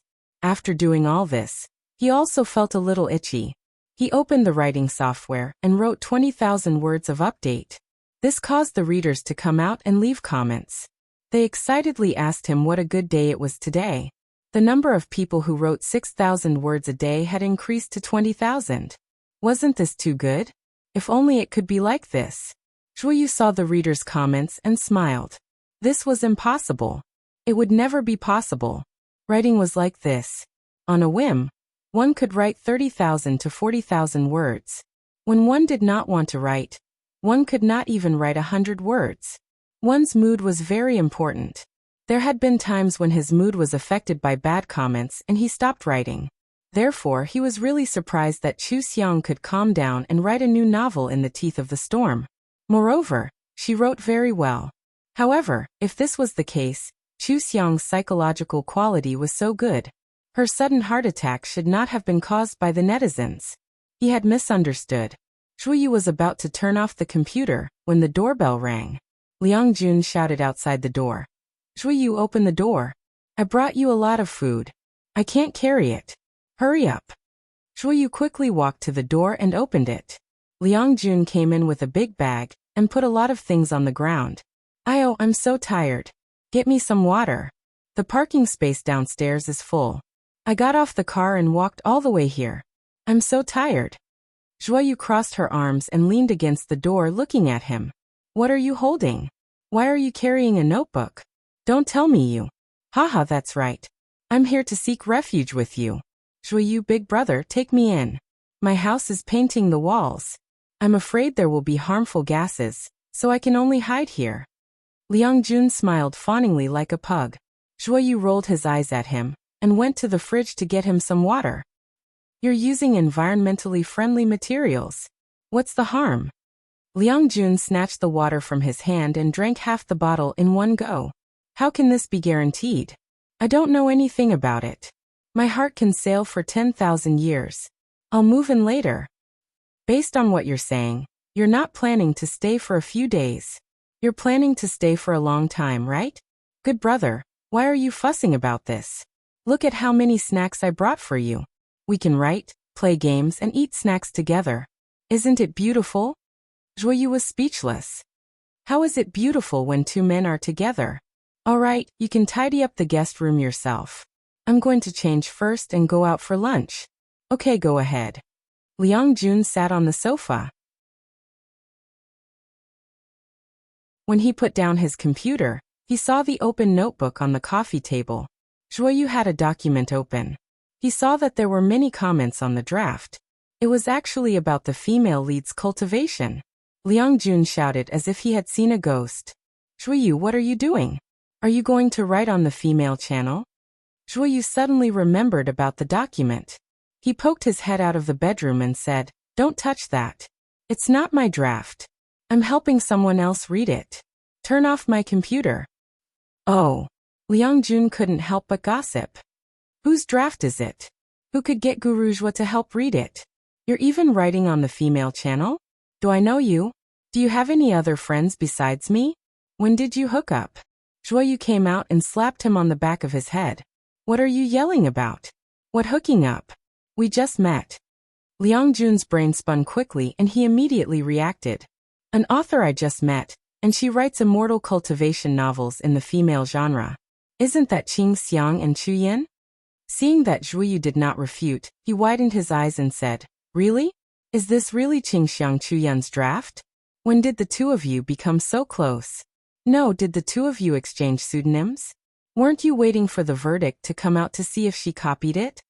Zhuyu sat at the door and changed his shoes. He casually replied, I've read both of their novels. They didn't copy anything. Xia Wushuang randomly pulled someone to create hype. Qingxiang Chu Yin is just unlucky. Liang Jun didn't understand. Aren't you a curious person? Why did you suddenly read their novels? Zhuyu didn't hide it. Qingxiang Chu Yin moved to the opposite house. It's quite a coincidence. I thought that since we'll be seeing each other often in the future, I had to find out the truth to get along, so I read it. She moved to the opposite house? Liang Jun felt that the world had turned into a fantasy. Is there really such a coincidence in real life? How much fate does this have to be? I thought the opposite house was empty. I was yelling outside just now. Oh right. Why did you help her change her novel? Do you think her character is good? Or do you sympathize with her being trampled on by Xiao Wushuang? It's just that I rushed to the topic of writing. I gave her some suggestions, and since she wrote it, I helped her read it. I didn't want to mislead her again. Zhuoyu opened the door and turned to look at him. Are you leaving or not? Why are you asking so many questions?